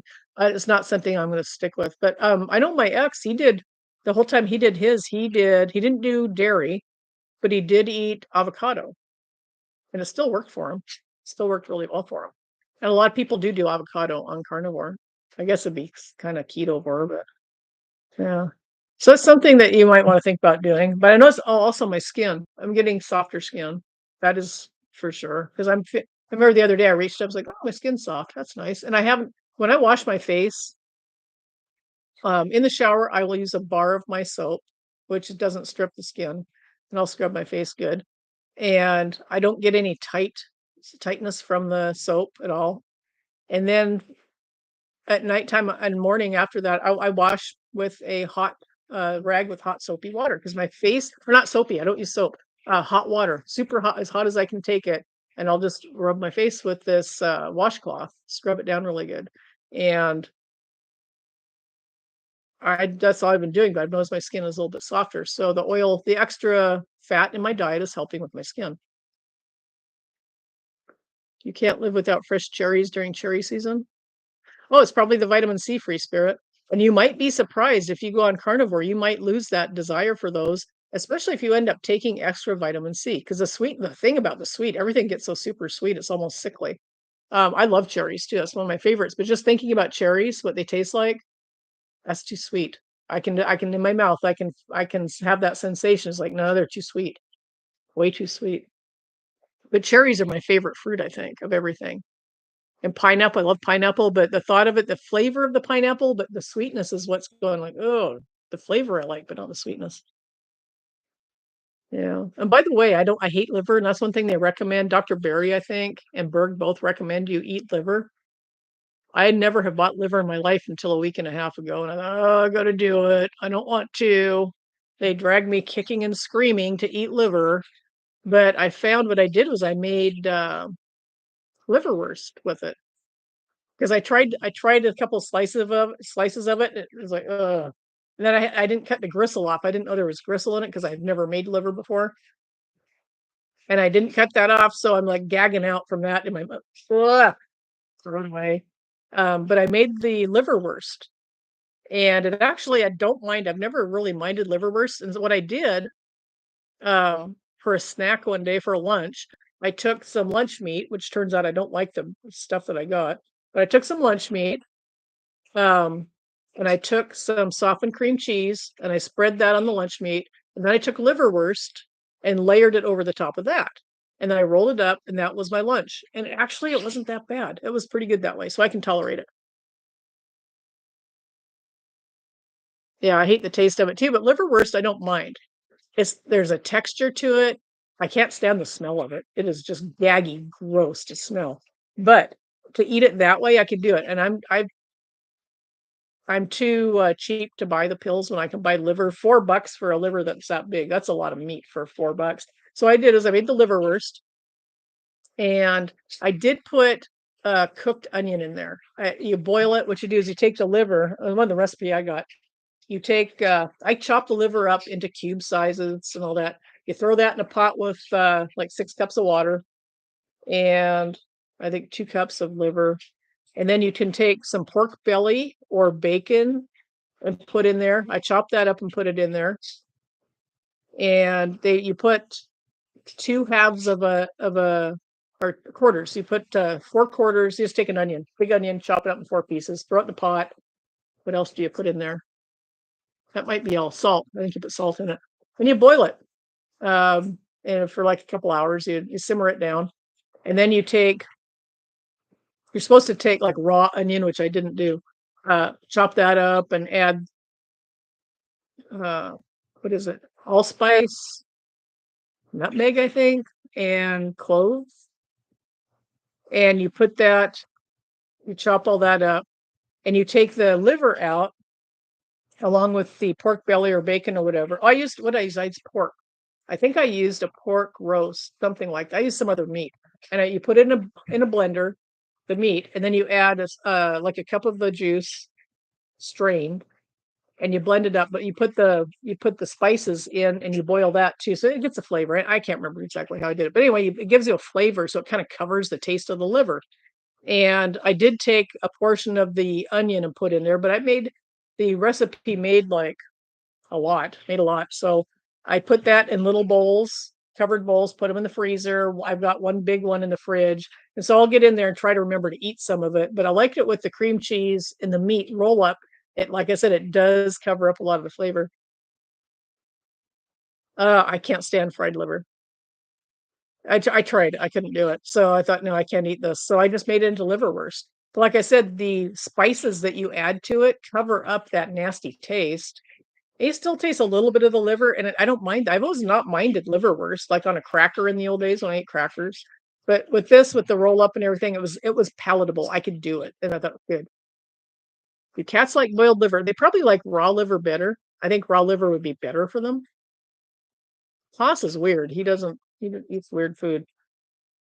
He likes mouse heads and tails and stuff like that, and more power to him. But anyway, yeah. So that the liverwurst, the liver. I used to not want to eat liver. I figured it was really bad for you because it's a filter, but the body would never keep in residence, harmful things like that in the liver. It would flush them out, process them out. So liver should not have toxins in it. And I think probably the boiling process probably does take, if there's any residual toxins, probably gets rid of them. And I couldn't find grass fed, and I couldn't find calf's liver, so I just bought a regular liver, which was gross. A lot of blood comes out of them, so just be prepared to have to drain them, wash it and drain it, and then cut that that gristly membrane off of it before you cook it, or you're gonna be spitting that out. But yeah, that worked. That worked for me. I could do that. And I might see if I can make some carnivore chips. That would be good to put the stuff on too. I have to be creative. I mean, at the point right now, I'm still just eating plain old, like Jill. Jill just eats hamburger patties and steak. That's what she eats. It's simple. I'm not. I like the variety, so I'll be one that's making more creative carnivore things. Like they use cottage cheese a lot for carnivore. Oh, really? I'll try toss on some boiled liver next time I have some. I'll try them on that. Yeah, I was gonna show you. See this on my hand, my arm here? See that? This bulge right here? That's that lipedema stuff. I did lose it when I went on keto, when I lost the weight on keto, but I'll show you again. You can you can see this is a straight line here. That's where there is no lipedema. Then you come here and there's actually a lump where it starts. See that? And then it's weird fat. It's a lot of water in it. And I've had this for a long time. Even when I was like a size 9, I had it in my skin. I remember one time I was just really upset about it. And I had a boyfriend. He says, it looks, and this is back when I was 20, let's see, 31. He said, you look like you have a bunch of water under your skin. And I think that's exactly what it is. And over it's my body's because I didn't drink a lot of water. All my life I never drank water, so that my body was probably finding a place to store it, and that's where it stored it. Excuse me. Well, yeah, I've got since I was 40, I've had 80-year-old looking arms. The lumpy, clear down, like clear to here. Here, also a thing I call the thyroid legs. Even skinny people have this. If they've got thyroid problems, I can spot them right away by looking at their legs. A sign of stress is stress. Hypothyroid stress, they go hand in hand. The symptoms are thyroid, but it's caused by uh, cortisol and adrenals or lack of cortisol at some point. Is you'll lose definition in the legs. And I noticed when we were little kids, we had that. We were under a lot of stress. We were getting beat on, and that stress caused the high cortisol. And what happens is your ligaments and your tendons stretch out. That's one of the symptoms. It's kind of weird. And you'll see it. There'll be no definition around the knee, and you'll put weight on right on the inside. You're going to put stuff here, and you'll see even thin people. What was her name? Gia. Oh gosh, one of those big models, fashion model. When she was like 18, she was stick skinny, but I could see the fat pads on the insides of her knees. So I knew that she had thyroid problems, had stress problems. And usually you get cankles. When I heard Hillary Clinton had cankles, I knew she had thyroid problems. Sure enough, she's on thyroid medication, which does not help. Over 3 months, it stops working. I did lots of research into that. That's the reason I didn't stay on thyroid medicine, because I knew it wasn't a long-term cure. It wasn't until I got on keto that I found out that it was the stress stuff going on. But anyway, you'll see it. No matter how thin I got, I'd always have these fat pads on the insides of my knees. And my legs, instead of being like you have muscle, knee, muscle, mine were muscle, knee, muscle, and no definition in my ankles. And I can spot people. You'll see even heavy people, super thin people, that fat pad on the inside of the knee, and having thick ankles is a dead giveaway that you've got stress problems. No doctor has figured that one out, but like I said, I did 30 years of thyroid research, and adrenal research later was probably 8 years of that, and just personal observation. You'll see that, but I've definitely got fat pads on the insides of my arm here. Dang, cankles. Yeah, I got cankles. I've had them all my life. When I was a kid, I had cankles because I had flat feet. Flat feet is another sign of high stress, overload. It's an overload. Flat feet. I remember when my arches fell. It was like I kept thinking I was going to open my shoe and find blood in there. It felt like somebody was taking straight razors and cutting my feet. It was hideously painful. Yeah, the vibration plate will help. I figured it would, because what it's doing is it's a lot of times, like if you have warts, like plantar's warts, if you take I had those on my feet as a kid. Not surprising, because when your immune system is low, you're going to get things like viral warts and things like that. And I had them on my feet, not very many, just a little cluster of them. And this guy at work told me, he says, you need, and I've had it for a long time. He says, rub your feet on concrete. Your body's not recognizing it as a foreign substance, so it won't go after it, attack it. Plus, my immune system had none. So he said, whenever you get something like that, he says, take something abrasive, like a really rough one of these things. And he says, just rub it really good. And he says, that will go away. I had a wart right here on my finger for years, and I put compound W on it, which was the thing back then. I remember I pulled it out, and there was a hole in my knuckle that went almost halfway through my knuckle, which healed up. But anyway, it's an autoimmune issue. If you're getting warts, I don't even know where I got that one. It just showed up, probably stress. But so you've got these different things that happen to your body with the stressors, and you can tell. The big thing for me, I know, is being cold. I was always cold, always cold. Had thyroid symptoms all my life, but no, the doctor's like, "Oh, you got thyroid problems." They do a blood test. Oh, no, you don't. It's all in your head. Crazy. But yeah, so looking at my face over time, in the next month, I expect to start losing some weight, maybe, hopefully.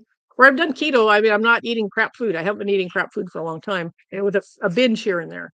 I wasn't for the first couple of years. I was very strict keto, and then I got to where, oh, I'll just have that one thing, or I'll be at my sister's house and she'd have like fried shrimp or something. Oh, I'll just have this one time. Well, if you do that, you're gonna go, oh, one time adds to. Well, I've already blew it yesterday. I always was keto. I stayed keto the whole time, except I was eating food I shouldn't be every once in a while, and that was enough to blow me up again. But I always stayed keto. I always ate. I didn't eat normally at home. I didn't have sugar, or I did. I used it for sugar scrubs, but I didn't eat sugar. I didn't eat grains. So, and if you're eating keto bread, it's not keto. All they do is take regular bread and add um, fiber to it to pretend like the fiber blocks the carbs, and it's not how it works. But it's not. Yeah, don't do that. Don't do the keto stuff. The processed things like the tortillas and all that. It's just that's another thing I was eating, and I noticed I was gaining weight on it. So I know for a fact they are not your friend. And I think Dr. Berry says the same thing. It's not keto. It's just a marketing tool. But anyway, you can see my face. I got tired lines, even though I'm not tired. Those little puffs there, those are little kids get them and adults get them. They're so that you're tired. You'll have a line there sometimes with a puff. I say I'm puffy. I'm still a bit puffy, and some of that's fat. But wow, facelift. And this line here, remember I was telling you guys about this last week. If you're new here, this line across my neck looks like I've been choked with a wire. I've had that. I had that in 6th and 7th grade, that line there. And it always bothered me. And I remember my pictures, I'd take a pin and give myself like a choker necklace because I didn't like the look of it. But it's there and it's deep. It's a deep line. And I noticed that the keto twins both have that line. So I need to start looking at people who've got thyroid problems. So I think they did have thyroid problems before they started keto, and see if more people don't have that, because that might be a visible sign of thyroid problems. Not at Costco, it's not. I looked at the cauliflower pizza they had in at Costco, and the carbs were like 80 carbs per slice. I'm like, wow, no. If you make it yourself, it can be, but there are better options for that. They make fathead dough, which I think is all carnivore. He puts almond flour in, but you notice on some of these recipes for keto, they'll have like a cup of grated mozzarella, an egg. What else do they put in there? A cream or whatever. And then they'll have like 2 tablespoons of almond flour. It's like, why are you even using almond flour? It has nothing to do. I mean, it's not really even a stabilizer or a textural thing. And I hate the texture of almond flour. But a lot of things I made, like chaffles, I just don't put the almond flour in it, and they still turn out fine. The chaffle is basically what I use, and I do sometimes cheat and sometimes put in baking powder, which is baking soda and cream of tartar. But I will sometimes do that, sometimes I don't, because the egg usually is enough loft to lift it up to poof it. But I'll use no, I just eyeball it. I'll do a video sometime. Like, I'd like to get new countertops. I don't think that's happening anytime soon unless I win the lottery or marry a billionaire. So what I do is I'll take a bowl and I'll put in grab a handful of shredded mozzarella, throw it in the bowl, throw an egg in there. And if I want white ones to look kind of like a Wonder Bread type thing, I'll just use egg whites. I'll take the yolk out and use that for um, like creme brulee or something. But I'll put the egg white in, I'll put the cheese in, a little bit of cream, mix it all up. And if I want a sweeter type one, I'll add some vanilla to it. You don't even have to put sugar or a sweetener in it. You don't have to do that. Your body will think it is. Then you put it in the, you just take whatever. And usually that makes two chaffles. I'll put it in the little mini wake maker and chow down. It's good. Butter on top. So you can make a chaffle without almond flour that is carnivore, which I'm going to make a recipe to put in my recipe book because my ex and I are going to make a recipe book. Um, a slab of steak sprinkled with cheese. Oh, that's your thing. He did make a carnivore pizza and he said it was really, really good, even though it didn't. He said he used the pizza seasoning, the herbs. He didn't use any tomato sauce on it like most pizza has the red stuff on it. He didn't do that, but he put a lot of meat on it and he says it was great. Yeah, I think he used ground chicken for the crust. A lot of people are using ground chicken for the crust, but fathead dough is basically mozzarella, cream cheese, salt, and an egg. And some people do put, and you can put that in a food processor to blend it all up really good.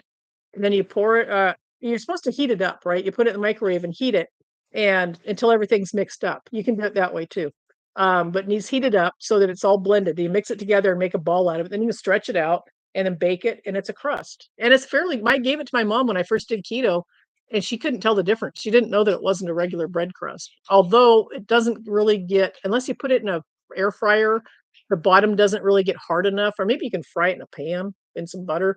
The bottom doesn't get hard enough that you can, the pizza will, bleh, so you kind of have to hold it or eat it with a fork.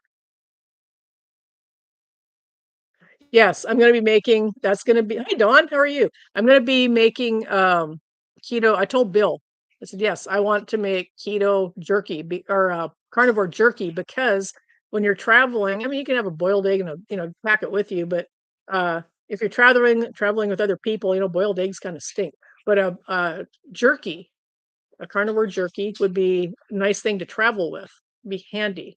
So I probably will do that. I did make Courtney Luna's noodles, like I told you guys last week, but I cooked them too long and they got browned and they made a really good flatbread. My sister tried it and she liked it. She goes, "What's this?" And I said, "Just eat it." And she didn't tell me it was good, but she said the other day when we were in chat that it was really good. So that was good. Eating flank steak, yum. Oh, I make Alfredo sauce all the time. Yeah, I make Alfredo sauce. Like, I didn't do it last night, but usually if I have seafood, I'll make Alfredo. It's just cream, butter, and I did put a sprinkle of nutmeg on it. Like they say, oh, the restaurants. I don't care for it. I don't put the nutmeg on. But it's cream and butter and Parmesan cheese, and you just put it in a pot to simmer with the cream first. Then you add the butter. Uh, was it okay? A cup of cream, half a stick of butter, mix it all up, let it simmer a little bit, and then I think you put a cup of Parmesan in there and mix it up till it's melted. And then I just do it all in one pot, and then I throw my prawns and my cod in there and let it till they're cooked and eat that. That's a really filling supper, and it's really good. I for steak, I don't have a lot of money to eat with right now, so what I do is I just go to Costco and buy their big chuck roast. It's got lots of fat in it, lots of marbling, and I just slice it into steaks, like that size steaks.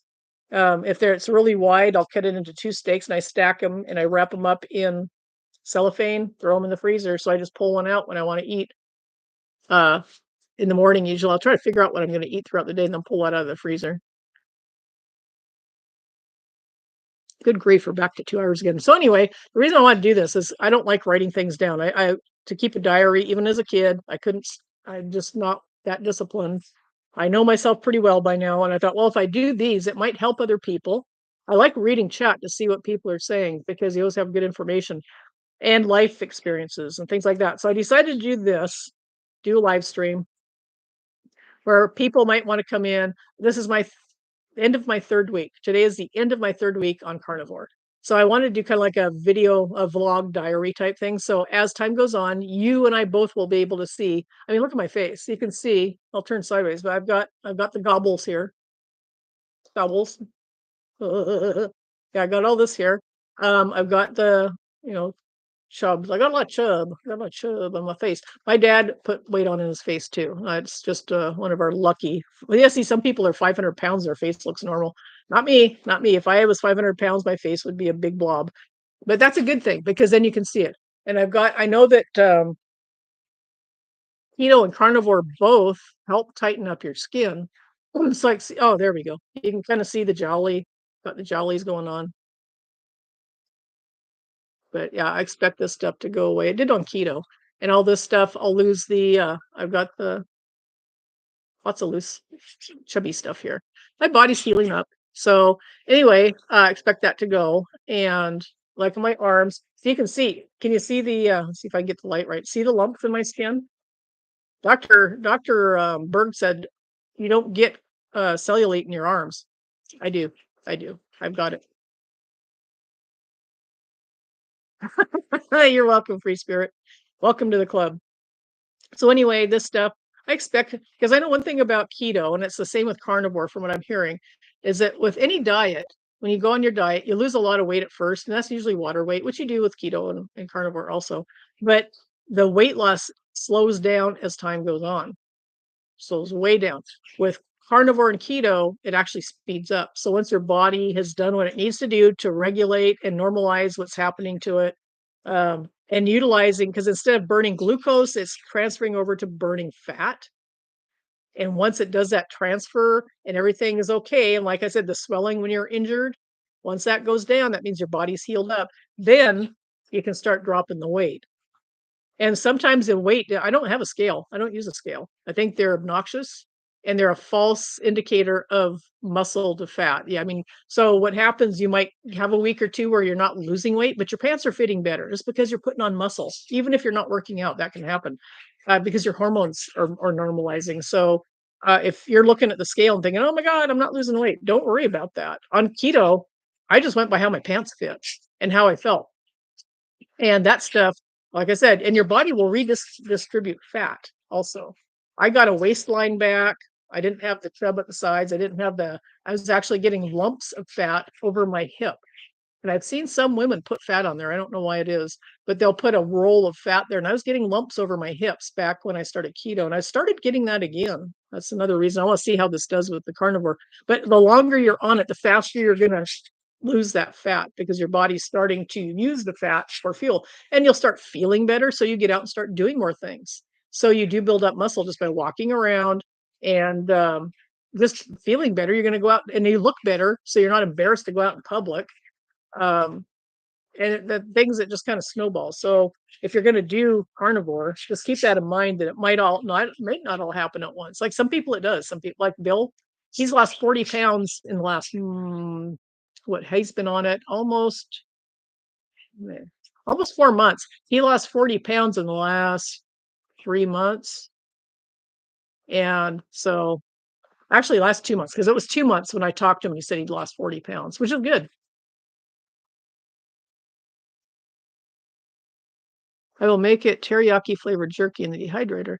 Yeah, with jerky, when you make it, if you're going to make it carnivore, don't put any sugar on it. Don't. You could probably use stevia. And if you're doing carnivore and you get 3 months, when you get to the 3 month mark, try using stevia or allulose. And if it's something that has a light sweet flavor that you're craving that you miss, which I don't think you will, but if you do, like teriyaki jerky to me has a little sweet to it. So I would add a drop of stevia. Remember, your taste buds get way sensitized. I don't know why, but mine are. I've been drinking Zevia Pop for what, 5 years, 4 years, and Bang for an energy drink, which really helped me with energy. As a matter of fact, I might have to do. I would just take the can of Bang that's sweetened with stevia, and I would use a quarter of the can with the rest of it. I would fill up with soda water, and that was enough to help me out. And it's not super sweet that way, but no, you're going to find that your sensitivity to sugar or sweetness is really strange. Uh, yeah, very strange. You're going to notice some strange stuff with it. So if I was going to make jerky, I would probably do that. Like I said, I'm one of those people, apparently, thank God I've got something going for me, that tasting sweet doesn't make me want more. It doesn't make me want to eat a donut or a piece of cake or pie or something. It's the taste of sweet. It was just even it can be a little tiny bit of sweet. I'm working with that. I'm using a quarter of what I used to use in my yogurt, my Rutera yogurt. I was putting like a dropper with that much stevia, vanilla stevia in it. Now I'm down to using like that much, and it's just right. So your sensitivity is going to change. So just be aware of that. It'll save you some money on stevia if you want to go that way. But yeah, for like jerky, I would use a little bit of sweet to it and see how that goes. I mean, if I don't start losing weight within the next couple of weeks, I probably will pull out either because I've been using cream. I might block cream, or I might try stopping stevia and see if good. But I think I'm waiting. I'm waiting for this next week. I may start losing weight by the end of the week or in the middle of it. Don't know. Excuse me.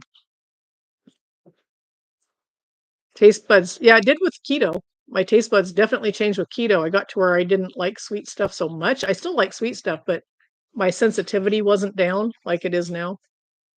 I mean, when I did keto, somebody put a cake right in front of me. I think I'd been on keto like a month, and they put a great big sheet cake right in front of me, and that was Thumper, by the way, for you guys that know who Thumper is. And he did it on purpose because he knew I was on a diet, and that's before we even. Well, that's back when we actually got along to some degree. But he slapped it right down in front of me. I'm where my plate should have been for dinner, and I looked at it. Oh, it's a pretty cake. I didn't even think about it as being food, and that was on keto. Um, didn't bother me. So but now it's like it's a big difference, and that's my biggest shock, I think, from carnivore is the fact that the third day in, I was like, "Hmm, I could have some sweetener in that, but I don't really want any." And then like the fifth or sixth day, I think it was, when I was like, "Oh, that's almost revolting." The thought of having something like frosting that I used to like, or like the cream filling in a Twinkie. I used to love that stuff, and the thought of that right now, it's almost like eating lard. The thought of it is like eating lard on my tongue.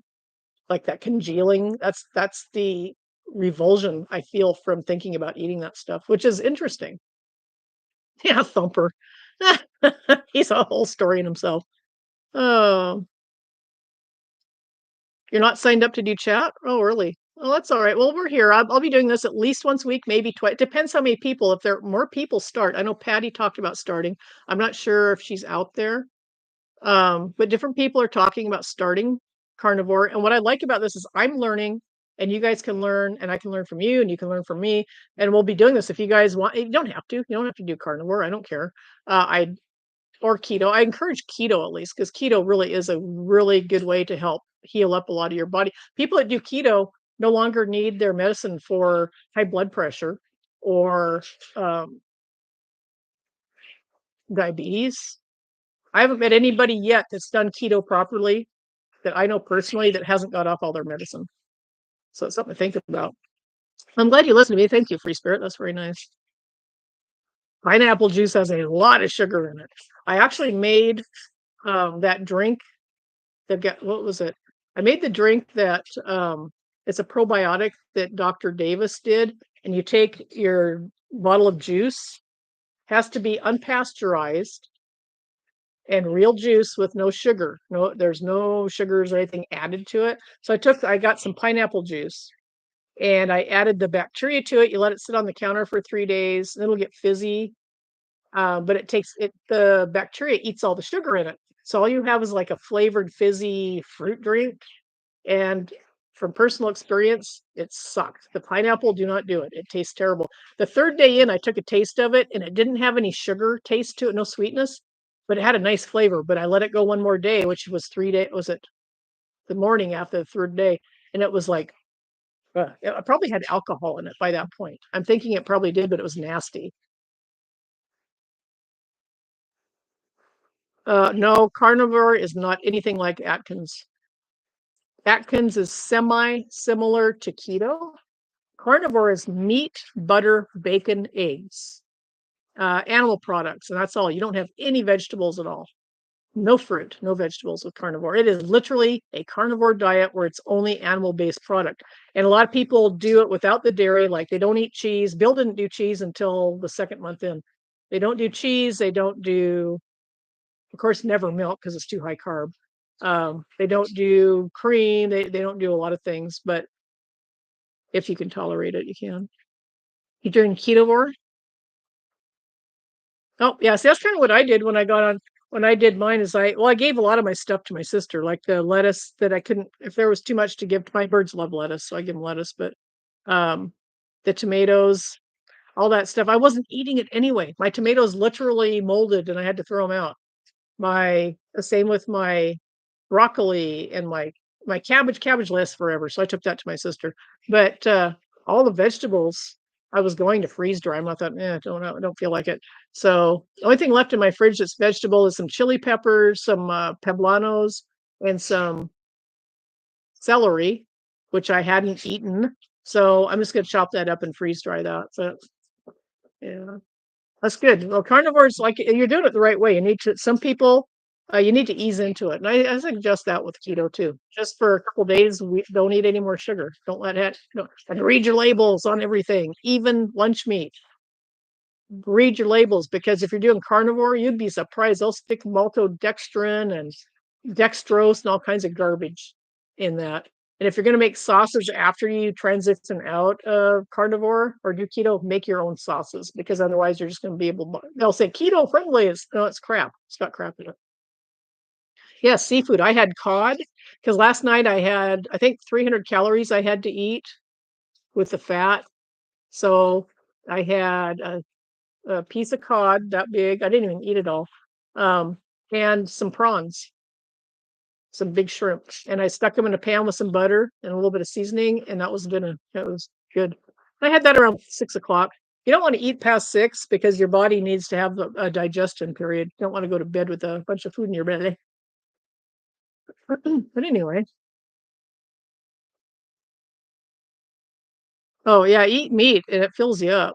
And especially I'm rebuilding my digestive system because I didn't have any stomach acid, and I think that's building back up now. But I would eat something at 5 in the afternoon and be burping it at 1 o'clock in the morning. It wasn't being digested at all. That's why I started with the L-reuteri, the yogurt. It helps put those good bugs back in your system. And I've noticed there's a difference. He talked about it, mood enhancing. Yes, definitely. Um, compassion type things. Remember I told you, Jill, that I'm not a huggy was it you I told? Somebody, it was in chat. I don't hug people. I don't like being touched. I don't like hugging. It makes I'll do it, but I'm very uncomfortable, probably stiff as a poker. I don't like that contact. I don't want to be close. It bothers me. Well, I'm getting over that. And that's the only thing I've changed. That's been like that all my life is the yogurt stuff I've been eating. And they said that that would do that because people without that, and I've never had it because I was allergic to milk as a kid. So I wasn't nursed, and that's where your mother passes that bacteria onto the baby in breastfeeding. Well, I didn't have that. So I've never had that bacteria. And it causes people to be it can cause anger issues, which oh boy. Yeah. Oh yeah. Growing up, holy cow. Yes, big time. It causes a lot of well, it causes detachment, like a detachment syndrome type thing. Causes what else? You did buttermilk to restore your gut? Well, no, not me. No, I don't do that. I just took the actual bugs. Not everybody has the lack of these things, but if you've ever had antibiotics, you don't have these bugs anymore. They're an important part of your body's digestive system, and they end up causing the lack of these things. L-Gasseri, which I made some of that. I need to make some more. And if you do your own yogurt, they call it cultured milk, but it's technically it's just like yogurt. I highly encourage you to use the half and half. I did try milk, just I did high process, or what do you call it? Extra pasteurized milk that I had to pasteurize myself and added cream to it. And it's not the same. You need the half and half. It makes a much nicer yogurt and it'll save you a lot because my yogurt was always kind of runny. And I was like, oh, I don't like it. But with the half and half, it made it nice. Your gut is your second brain. You bet it is. But without these bacteria, what happens is the bad bacteria in your stomach. If you've ever had antibiotics, if you've ever been under a lot of stress, both things that will kill these bacteria, the only way you're going to get them back is to put them back in. And you got to do it manually. So pretty much everybody, I mean, if you've had dental or oral surgery, or if you've cut yourself, went to the doctor and got antibiotics, people might forget that they did that, but they've had antibiotics. So it's killed that stuff off. And you look at society, that The love of cold will wax, or the love of many will wax cold. Sounds similar, doesn't it? Yeah, I used to be super empathetic when I was a kid, but I'm not. I just got to where I wasn't really all that empathetic anymore, and I'd look at things very detached. I couldn't get. I mean, I knew what people were going through, but I couldn't get a feeling of, oh, that's, a sympathetic feeling from that. But with the retiree stuff, I've been using it for what, a month and a half. It's helping a lot. The memory, it cleared up some memory fog that I had residual. You got your pills today? Yeah, the first batch, the recipe's easy. Dr. Davis. Look for Dr. Davis, L-reuteri. You'll need some allulose, not allulose. You'll need some inulin. You need to get some inulin powder. You need the inulin powder, and you need uh the half and half, and then the capsules. And if they're pills, you need to crush them into a powder. It's better that you get the capsules, but you can use your pills until I think with pills you need a lot more of it. Oh, I hate buttermilk. I've always hated buttermilk. Lumpy, clumpy, thick, sour. Yeah, my dad, you either love buttermilk or you don't, I think. But the Rotary is good. Once in the yogurt maker, you have to be very careful with the yogurt maker. I got mine online. It was expensive, but I bought it because it was one that they recommended. I wanted to make sure I was doing it right because if your recipe gets just 1 or 2 degrees too warm, it'll kill the bacteria and you've got nothing. I wanted to make sure that I had it. So I tested my yogurt maker, and it turned out that I got, because every once in a while they'll come out with a faulty thermometer in them. So when I got mine, I tested it, and mine was a faulty thermometer. Of course, I get the faulty thermometer one. But I wrote the company, and they sent me a brand new one right out. And they said, "And keep the old one, just keep it, so I can use that to make regular yogurt if I ever get into that." But yeah, it's the one I got was it's about that wide. I can show it to you. Hang on.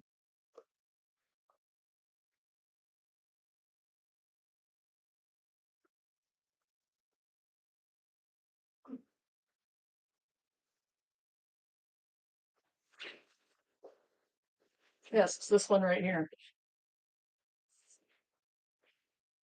I got it online. It was expensive. There is a cheaper model. It's not this brand, which is the Ultimate, but it's exactly like it. So I think what the deal is the people are in Florida. It's a small business.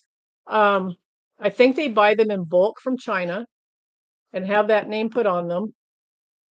Because there was one I sent to Humi, which I don't think he's used yet, which makes me want to jump on him. Um, because it's probably too late to return it now, but I wanted to make sure that the thermometer worked in it. So if I had to return it, I could.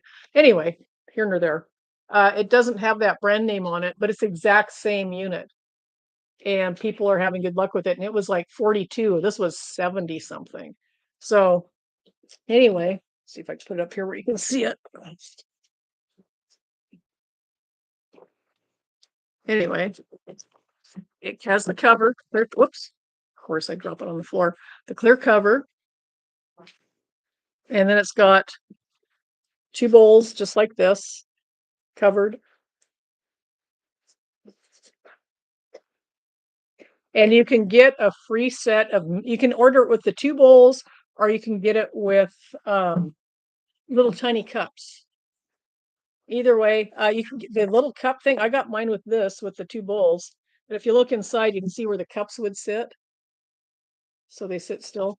But you can get it with the cups or the bowls. But they give you a coupon that you can go online. If you go to your social media, where's my, excuse me. Is this it? It's a free, it comes with a free quick start thing. And there's a yogurt strainer, which I do strain my yogurt. Okay, where is it? I've got a thing that gives you, oh, here, is this it? Yeah, see, it's the ultimate this and ultimate that. Where's my, what'd I do? Lose it? Throw it away by accident? You have a coupon to get a free set of the little bowls for it. And see if they got a picture in here. But they'll send you a free set of little bowls if you take a picture of your yogurt maker while it's making yogurt and then put it on your social media, because it's good advertising for them. I can't find it. I hope I didn't lose it. I had two of them because I had one bad one. What I did with it. Anyway, that's a bummer. I might just write them and ask them. So anyway, I've got these, let me scan it and put it on your social media and they'll send you the free little cups, which is cool. But when you make it, you put you fill these up to about here, put the lid on them. You have to be really scrupulously clean. Do not be running any diffusers the whole time you're making this. Don't run any of those or anything. Anyway, I usually fill them up and I push all the air out. Put the bowls in there.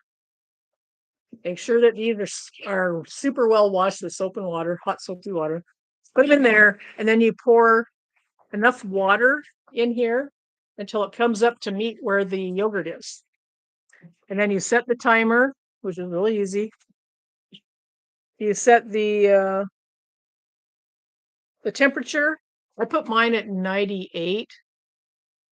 You put it down to 98 because it will fluctuate up and down a tiny bit. And then the timer you put to 36 hours. You put the lid on it.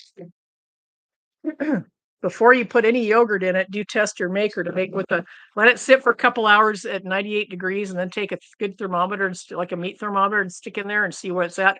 This is my old one. This is the one I don't use for rhubaride. It was reading 108 when I had it set at 98. So they sent me a new one because it was way too hot. I couldn't set it low enough to get it because the rhubaride dies, I think, at 106. So you have to be really careful. But anyway, yeah, you mix up you take the inulin, which is a powder. You can use 1 to 2 tablespoons. I use 1.5. Some people use 1, some people use 2. You put it in the bottom of a measuring cup, and you sprinkle the L-reuteri powder in there on top of it. Mix it up really good. Then you add a little bit of your half and half, just a little bit to make a slurry. And make sure it's all mixed of half and half and again. And it's kind of a pain in the butt, really. But I mixing it really good until I think a half a quarter of a gallon with 32 ounces. Mix it all up really good and then pour it into each bowl.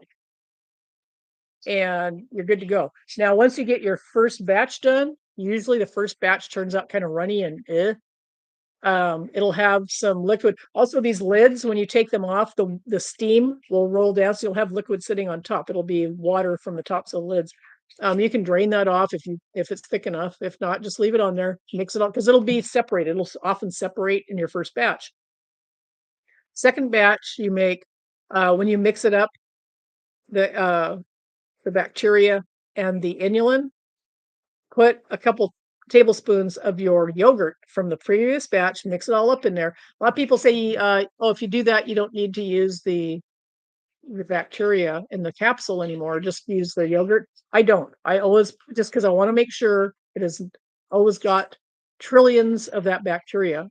So I mix it all up with that yogurt and make sure it's all good and mixed really good. And then I pour a little milk of the half and half in and mix that up and make sure it's ultra pasteurized. Anyway, then you just divide it between the bowls and do what I said, put a temperature of 98, 97 or 98, depends how you're. Oh, really? Your new probiotics have L-reuteri in it? Nice. Probably 50 million. That's what the pills I have, the capsules I have are 50 million L-reuteri, but you want trillions, and this will make trillions. And what'll happen is when you make this stuff, it's got 36 hours is the exact amount. Affiliate links. Oh, I should. Yeah, I need to get I need to talk to them about that and see if I can do that.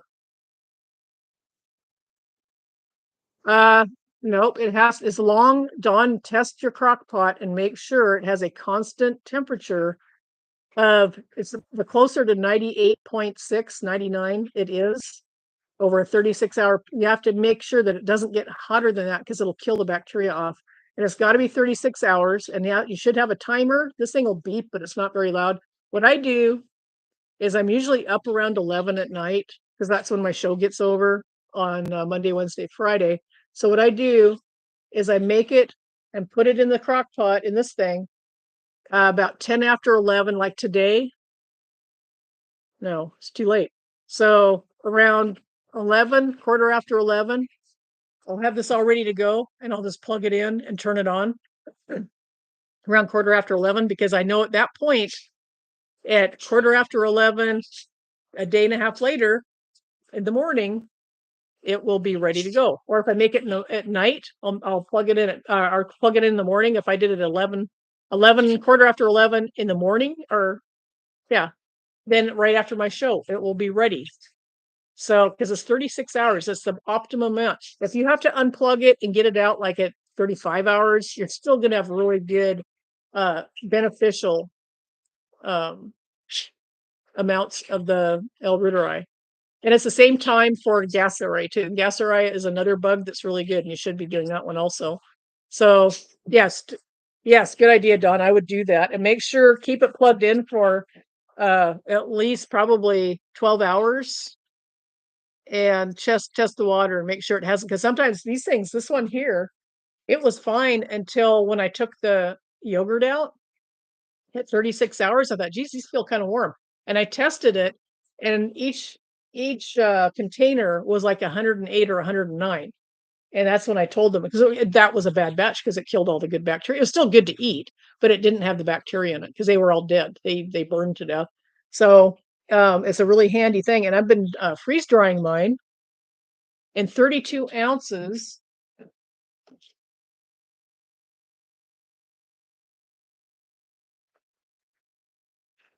This is half a carton, half of a half gallon of half and half. And it's like right here. That's all freeze dried. This is the same amount, just a smaller pack. I'm out of these, or else I'd be packing it all in these. It's 32 ounces. This is the L-Gasseri. I'll be using some of this for my what do you call it? Starter kit. It's kind of like sourdough. You can use it as a starter, but you also, I just to be on the safe side, also use my capsule. But yeah, this is and I'll be selling this on my site. I got to make sure it's legal. But so this is like 32 ounces. That's a lot. That's a quart. 32 ounces is a quart. There's a quart of the powder in here. Now, when you make this, you can take half of this. If you can weigh it out, take half. And because it was originally 32 ounces, it went down to 70 grams, which I need to figure out ounces on that. It's probably about 4 or 5 ounces. So if you did half of this, you would put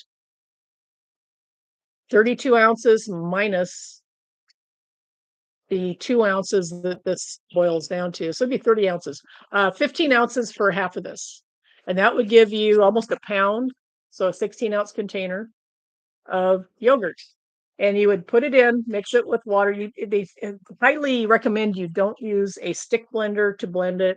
So what I would do is, because it's going to float, it's going to be hard, it's going to float. I would just put it in a container with water and let it sit on your counter for a few minutes, and then put it in the fridge, and the next day get into it and mix it up. It should be incorporated, because this stuff, anything freeze dried, kind of repels water at first and floats. And then you would mix it up. And if it's too thin, then next time to add less water. Depends how you like your yogurt. But what I do with mine, all of this, is I strain it, all of it. Because the whey protein, the yellow, you get that milky, liquidy stuff that comes out. Liquidy. I just use the term liquidy. Liquid that comes out of yogurt when it sits for a day or two. That is whey protein, and it's got carbs in it. So I strain it out. But when I get done, when these things are empty, or when they're done with their yogurt stuff, I will put it into a strainer and let it sit for like an hour until all of the liquid has drained out of it. So it makes more of a Greek style of thick yogurt, because I like that. And you want as much liquid out as possible when you freeze dry it anyway, because freeze drying takes the liquid out. So, and also the carbs, like I said. So you can mix it back in. You can mix that liquid back in. It's not going to hurt it, but I like to get as I like a thick yogurt and I like it as uncarby as possible. So that's just by learning. And that, like the strainer thing I showed you, you can buy a strainer. Where is it? Yeah, they have a strainer for it, specifically made for it, but I just use a mesh strainer. Thick and creamy yogurt, packed with protein, cheaper and healthier. Yeah, because if you make it and you don't strain it, it's going to be a lot thinner yogurt, which you might like. I don't know. Um, a coffee filter, boy, it'd take a long time to drain, though. It would take a long time to drain through a coffee filter. What I like about the strainer is it gets the, and sometimes in the strainer, if it sits long enough, you can take like I use a spatula. Oh, and if you're mixing this, and I use a spatula to get every bit out of the bowls, because it takes so long to make. And then freeze drying it takes another 2 days. So this takes almost a week to make this.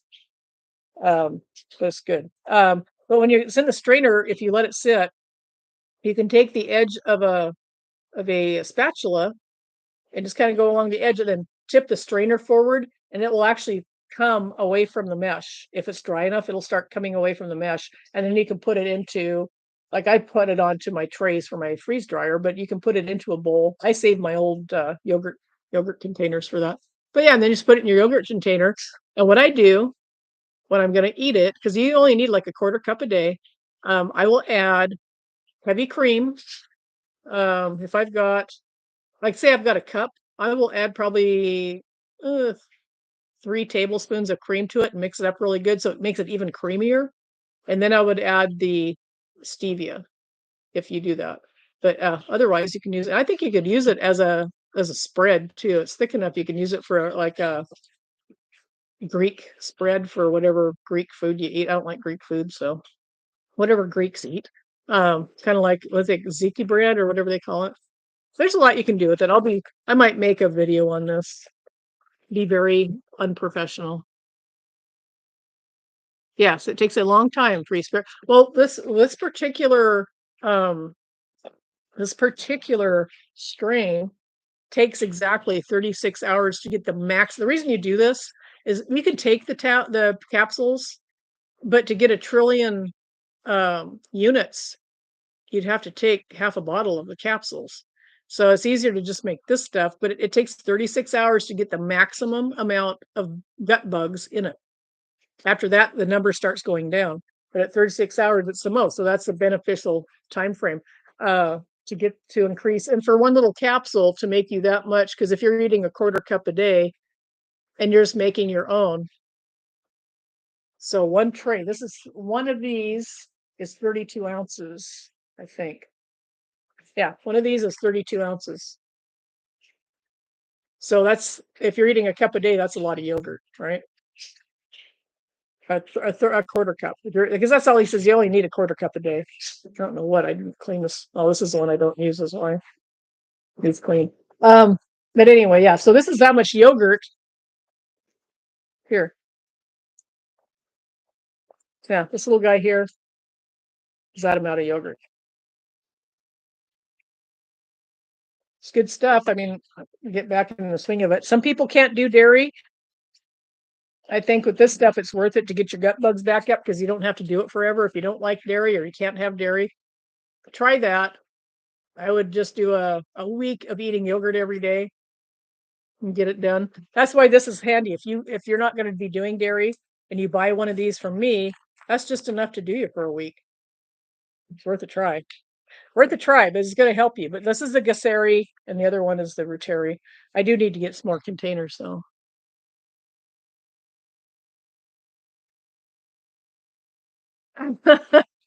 It could be, except you've got to keep that L-Reuteri, that very same L-Reuteri in your gut for 36 hours. And I don't think you could handle that. You'd have to you'd need a cork, a big cork, keep you from pooping it out. Because usually your process of processing things like this is what, several hours to a day. Oh, a lot of people use spices and herbs. Don't bother with that. Yes, that's what I did. I use both separate. Eunice, good point. If you can get your mom to eat yogurt, I bet there's a way. I'll bet there's a way. We'll figure it out. Yeah, so one's L. Gaceri and one is L. reuteri. Or is it Gacari? I don't know how you say it. And yogurt, true yogurt, according to the FDA, has to be made with lactobacillus. I mean, they're all gut bugs, but the lactobacillus is the one they chose to be yogurt. These are technically would be called, according to the FDA, these are cultured milk products. To me, they're yogurt. But yeah, it's medicine. I look at it as medicine. So because I don't have the stuff. And so if you end up going through a bunch of stress again or having to take antibiotics, always have some of this on hand. This is handy because then you can make half of a packet up and eat on it for a couple days, 3 days, each day a quarter cup, and reintroduce that strain to your tummy. So yeah, you're able to fast 3 days only using homemade bone broth, butter, and coffee with keto. Oh, and keto. I was adapted and probably could have made it an extra 2 days. I did 2 day fast. I did the 1 day and when I was doing keto, but I only had coffee. And there are butter fasts or fat fasts on carnivore because your body doesn't recognize fat as a burnable, like a carb. But there are people that do that. And they said some people can handle a water fast, they like it. Some people can handle a butter fast. Some people handle sardine fast, believe it or not. Um, but they have different success with it. But I did 1 day on keto, which I'd never been able to fast before without getting violently ill. And I got done with the first day and I thought, wow, because I would start after my last meal so that I had the whole night and the next day. And when I got around to the night again, I thought, I could do this another day. So I just went another day and I felt okay. I mean, and I thought, well, okay, since I'm fasting, I might as well pray. So I did a prayer and fast thing together. Just had water. It was a water fast. And it felt all right. I mean, it felt great. A lot of people go, oh, I felt so great. I felt energized. Like, I wasn't that person. I was like, I can do this. I can plug through it. And I did. I did, and it wasn't that bad. I didn't get sick like I had before when I wasn't on keto. But when your body is in ketosis, it eats the fat. That's what the ketosis does. Is it switches to burning fat instead of carbs. If you're not bringing carbs into the body, your liver can do that. Your liver can betray you like Judas, but it's only temporary. Your liver, if you're not bringing in carbs, can manufacture carbs, a little turd. It'll the glucose, it'll start kicking out glucose, but that is temporary from my understanding. So your body will start eating up the fat cells if you're on ketosis, and that's why people lose weight on it. And the longer you go, the better it gets at it.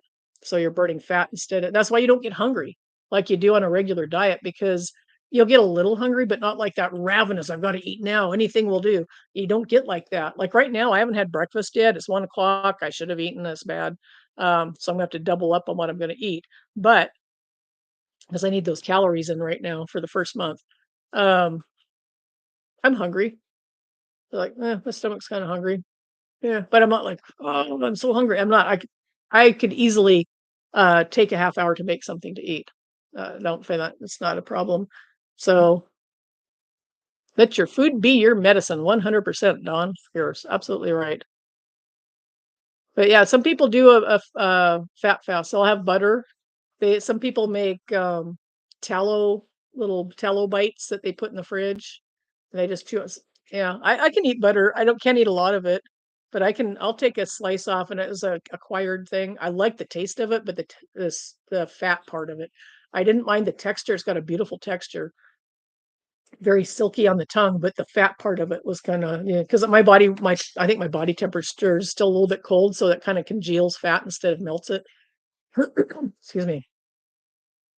But anyway, yeah, so that's the yogurt maker thing. So all this stuff, I wanna get this going. I really wanna do this because I wanna help people. That's always been my goal with, anything I share diet-wise or health-wise is to help people feel better because I know what it's like to feel like crap and just not want to be around people because you'll feel like you look like garbage. And trust me, there is a fat shaming thing. Fat people, even now with probably 90% of Americans overweight, they still fat shame. Um, and I do not go in public showing my arms, even when I got lower weight on keto, if I had any lumps, I'm like in my mind, I do not like looking like that, and I don't want other people to have to look at me when I look like that. And it's just a weird mindset I've got, and I've had it for back from the 70s when everybody was dieting, and if you weighed two pounds over an ideal weight, you were shamed. But I still have that. But I want to look good for myself. When I dress, I don't dress for other people. I dress for myself. If I feel like I look good, then I feel good. But if I don't look good, mentally I feel like, oh, it just drops my whole outlook on things, and that's how I am wired. So I'm very visual, which really kicks me in the butt because of that. But most people aren't, but I am. So yeah, I want to not offend anyone's eyeballs when I go out. I'd much prefer to look good. Um, yeah, so that's my thing. I want to be healthy, but I want to help people so that if they've got that same freakish mindset like I have, it helps them with that, or if, just to feel better, so they can. Because I mean, how are you going to do God's work if you're not getting out in public and don't feel good and are ashamed of how you look? You're going to look away from people. You're not going to look them in the eye. You're going to look down. Um, when you're feeling good and you have good self-esteem because you know you look good and you're presentable and you feel like, hey, I feel good today. And when you're around people and you feel good, that is infectious. They pick up on that. And it's a good way to reach people. If you have a tract to hand out or a Bible to hand out, you're smiling. People like to be around happy people, usually, unless they're severely depressed. And it's a very much an attractant. And as a Christian, you want that because you don't want people looking and go, wow, they're really feeling bad. I thought they were Christians, and that's how they're acting. You're an example. You're really an example for God's kingdom. Like it or not, we're the example. But yeah, I want people to feel good, whether they're Christian or not. I don't care. I just want them to feel good. It's horrible to be sick. I remember when I was a kid, oh, your health, that's the most important thing. And I thought, oh, whatever, get out of here. I just thought it was stupid because even though I wasn't healthy, but I didn't know I wasn't healthy. I didn't know what it was to feel good. I just thought that was poppycock. That was poppycock. No, I get it now. It's like when you've been sick for a long time, you really get it. It's like you need your health to be a good functioning part of society. Yeah, good things are probably coming. I don't know for sure, but I assume they are. And whether or not, even if bad times are coming, you want to feel good. You need to be able to have the strength to deal with things. I'm getting ready to do my nails. Oh, my heels returned to normal on keto. Yeah, always dry. Never wore sandals before. Well, yeah, and that is a uh, mineral vitamin deficiency too. Essential fatty acids are super important to skin health, really important. And they also help with brain health and memory. And I think that's why my face is soft because you get the EFAs out of the meat you're eating. Fish, I'm eating a lot of fish now again. So yeah, right here especially, I got some soft spots on my cheeks that are like, wow, it's so soft. It wasn't like that before. We can't all be twiggies. Some of us are robust trunks. Well, with carnivore, I kind of have to disagree with that. I think if you want to be a twig, you can be a twig. I don't know. I look at Kelly Hogan and I think she's way too thin. Her arms literally, probably in person, because remember the camera puts on weight. Her arms are probably that big around. She's very muscular. She's probably got probably 4% body fat, which is fine for her. She likes that. And if it makes her feel good, I mean, if I have to get that small to feel good, to feel really good, I'll do it. But I really don't like that look. It's just, I never thought I'd say somebody was too thin, but yeah, she looks to me, and that's just me. But it may be that she has to be that way. And if so, more power to her, man. She's doing good. But you can pretty much be any size you want on carnivore because you can pick up your caloric intake, lift weights, and your building muscle is a lot easier on keto and carnivore. I think it's even more so on carnivore. Yeah, she's 5'8". Kelly's 5'8". I'm 5'7".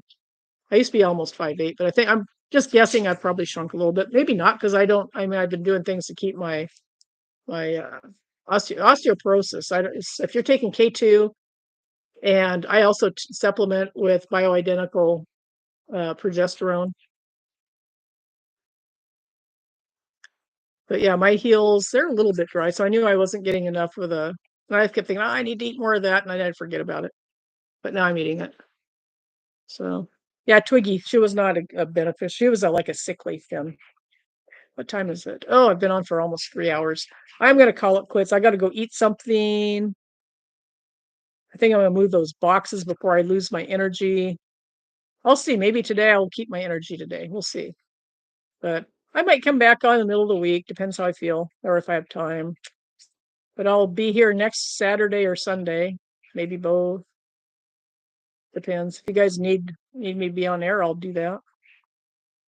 But I plan on doing this. I want to help people. I want to get the channel going because I think it's important. I want people to feel good, be healthy. Oh, Adrian, I think I might have saw her. Is she the one? She's really pretty, blonde gal that was on Biggest Loser, and she kind of did an expose on it. But she talked about how she gained her weight as soon as she left, and then she started. But she ended up doing carnivore, and she looks really good. She lost the weight again, and she's kept it off because of the carnivore. I think I saw her. Yeah, she looks like a really nice. She was on with Kelly. I think she was on with Kelly Hogan. She was really nice. But yeah, if you guys, the best thing you can do, even before you start, is to start watching these Kelly Hogan.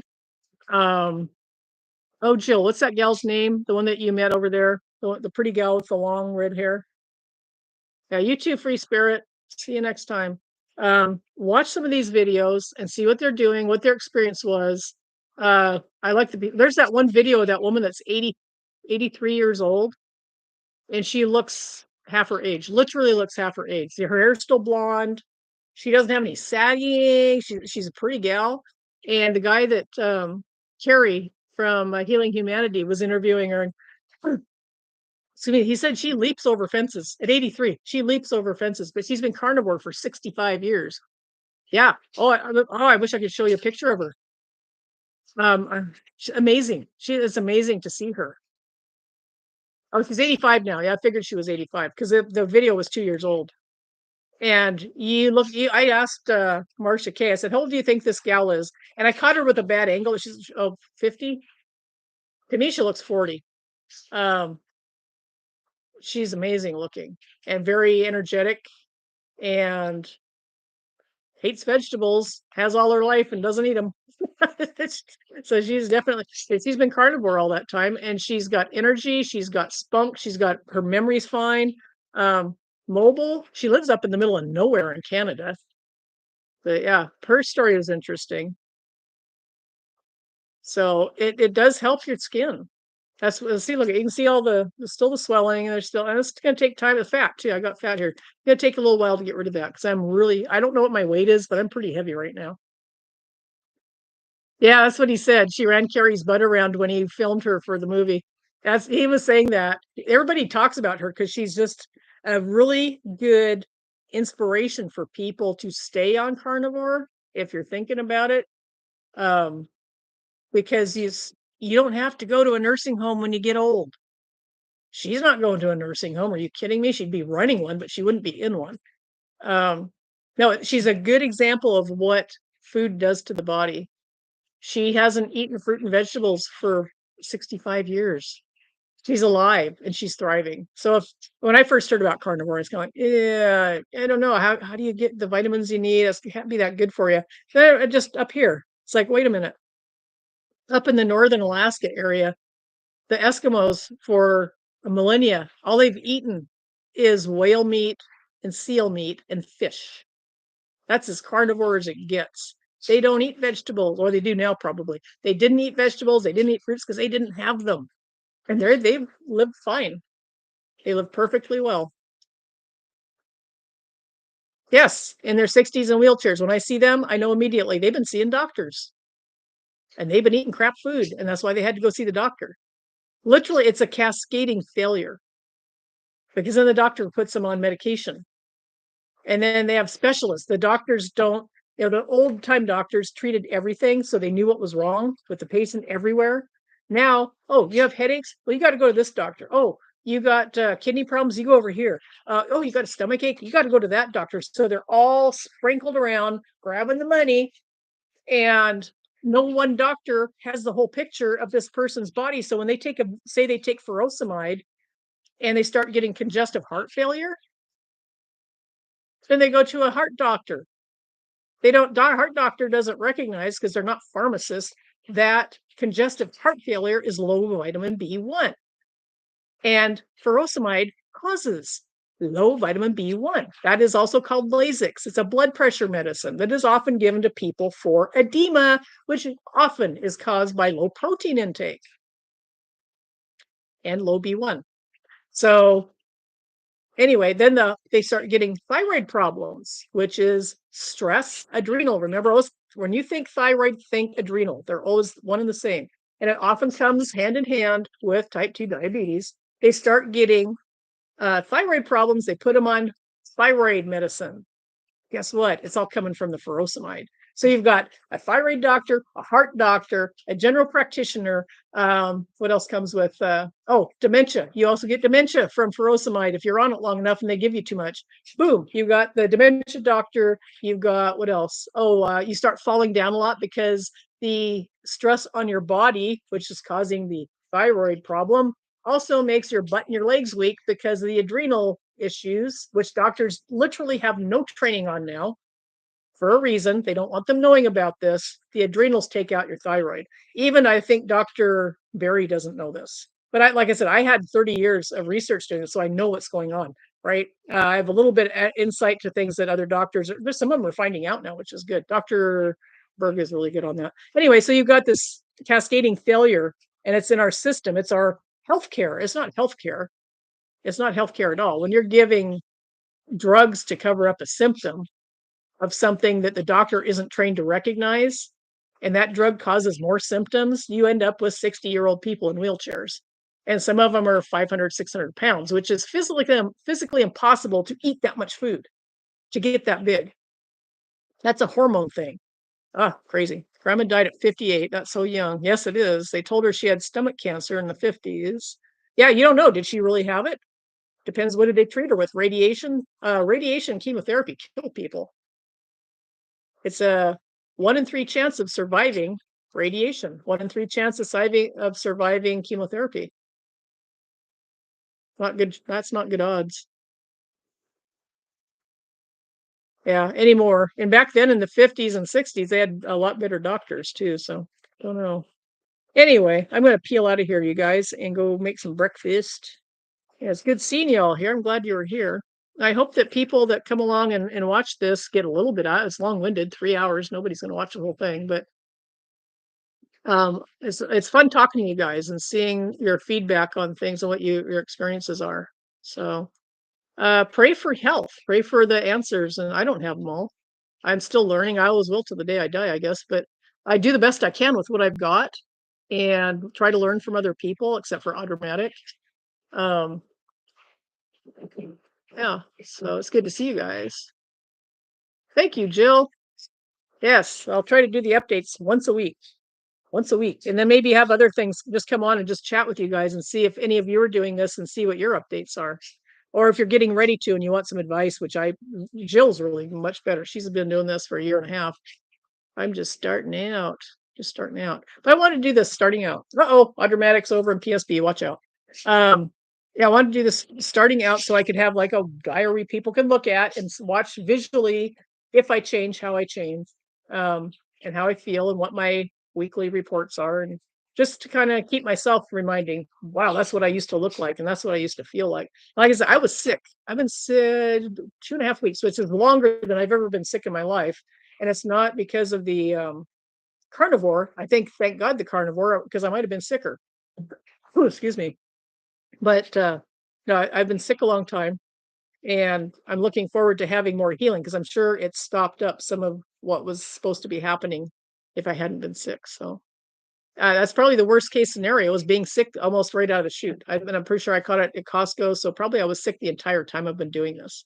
And today is the 3rd week, and I still got the little cough and the sinus crud going on. So anyway, so chin up, chins up, chins up, chins up. Hopefully one day to be a chin.